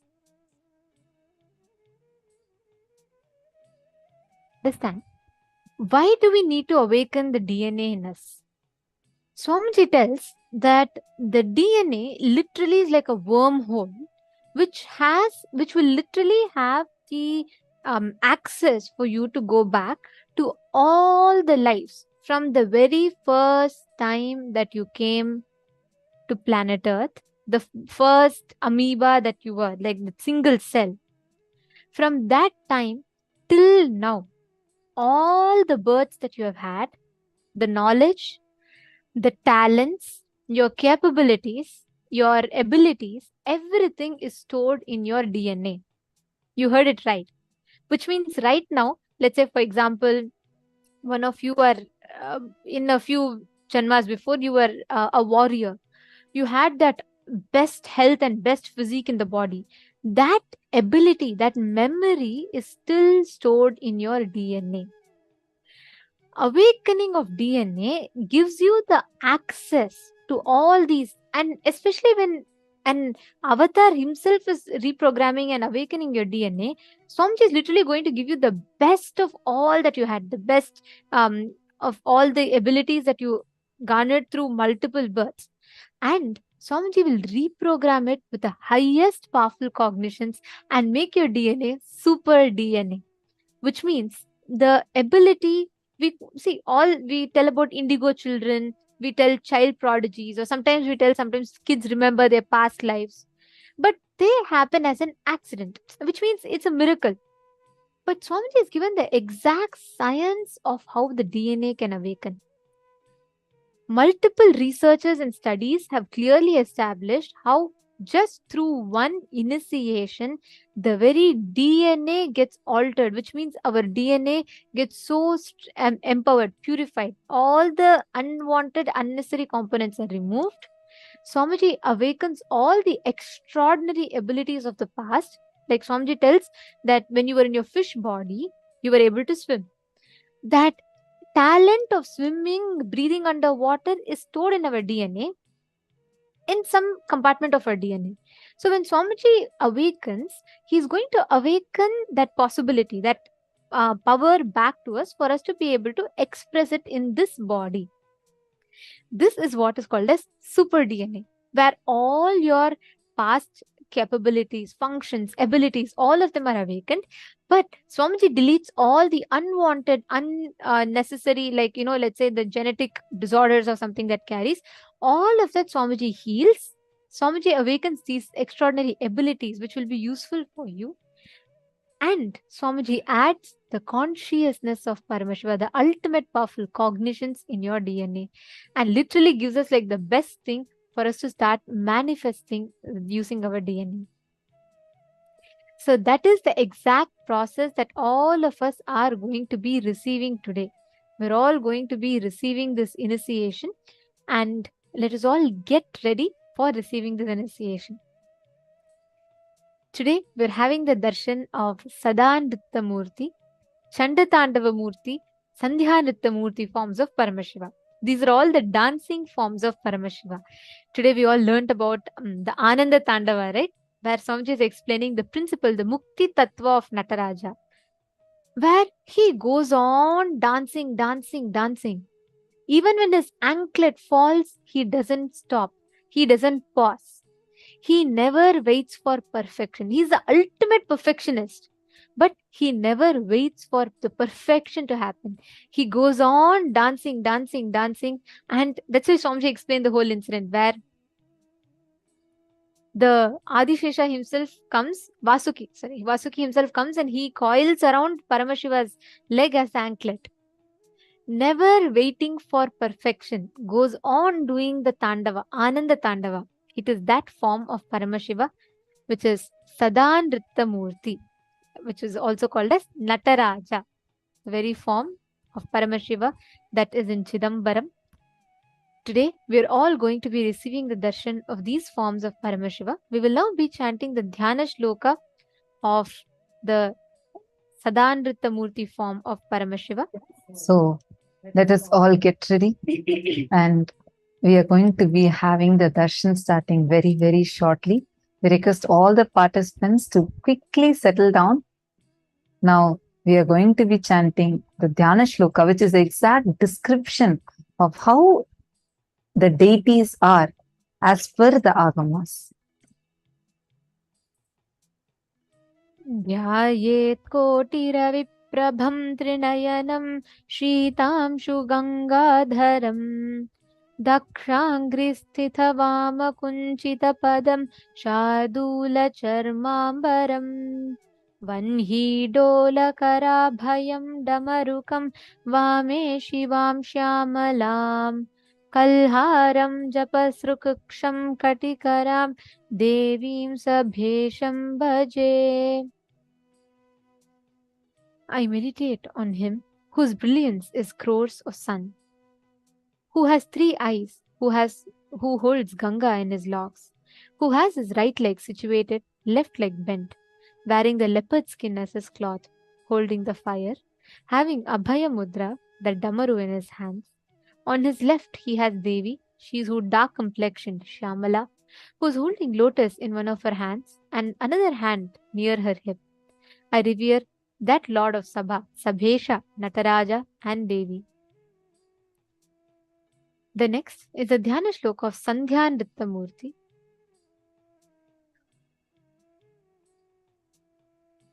Chaturbhujam Trinetram cha Jata Makuta Bhushanam Abhayam Damarum Savye Vame Pincham Savismayam Apasmaram Bina Pithe Vamaghraya Kunchitam Sthitam Urdhve tu Dakshinam Padam Upasanghavyānugam dhadat Tatpadam Kunchitam Vatha Sarpakankanabhushitam Sandhyatandavamevam Syat Varnadhif Purvavad Bhavet.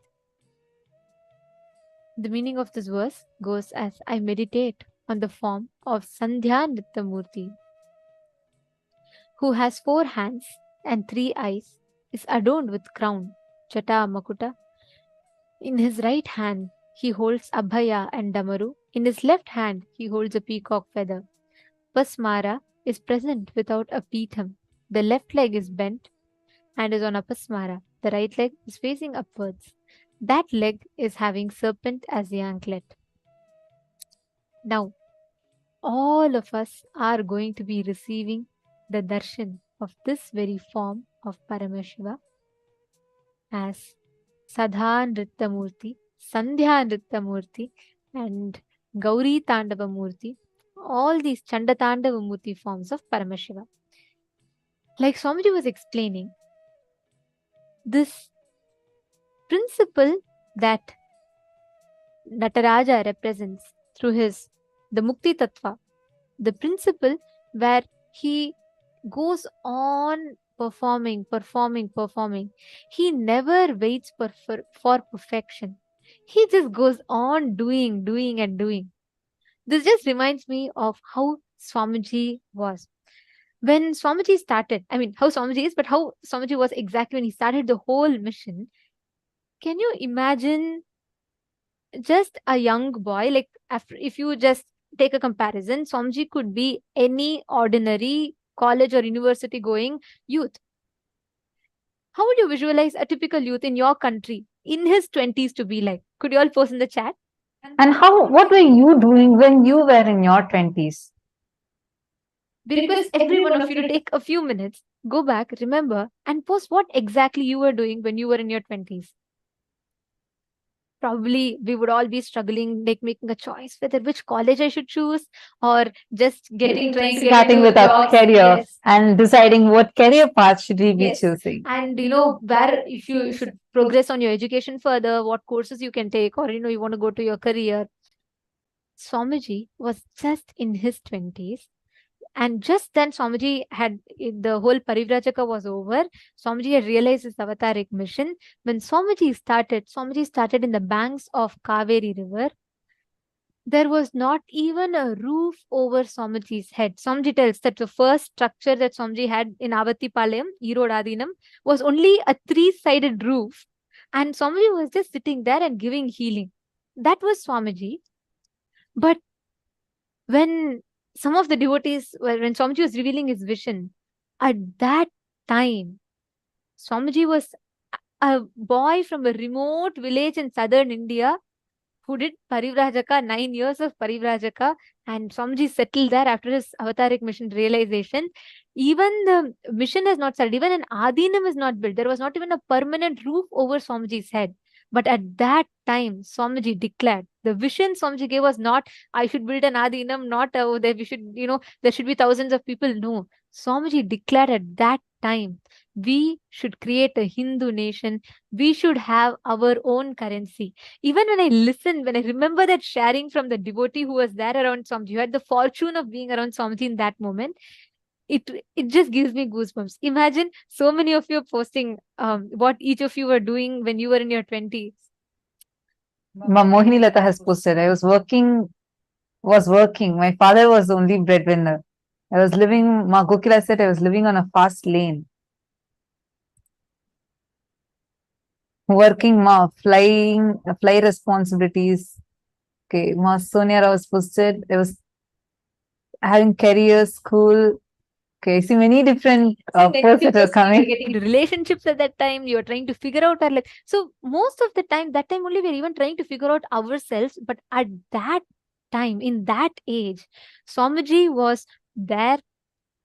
He declared his vision that he wants to create a nation, he wants to build a nation, and he wants to revive the whole currency. If it were us, what we will start with, we will say, oh, let me wait for everything to become perfect, let me wait for everything to settle, let me wait for everything to start. First, let me get resources. Then once resources comes, let me get people. Once people come, let me get money, let me get the infrastructure. After all this I plan for, then I will start acting. This Actually, is your normal binary thinking. Actually, just to add, like to give more, just to add, at that time, Swamiji was like a young village boy, where like he was from a remote village with no kind of there was no one backing Swamiji.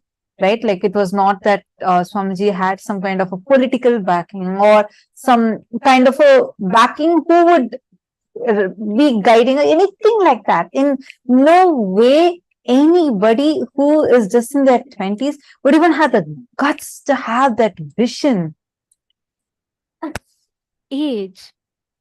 Swamiji declared, and Swamiji never waited for perfection, but he's the most perfect perfectionist, but he will never wait. Swamiji will always say, as you row the boat, build the ship.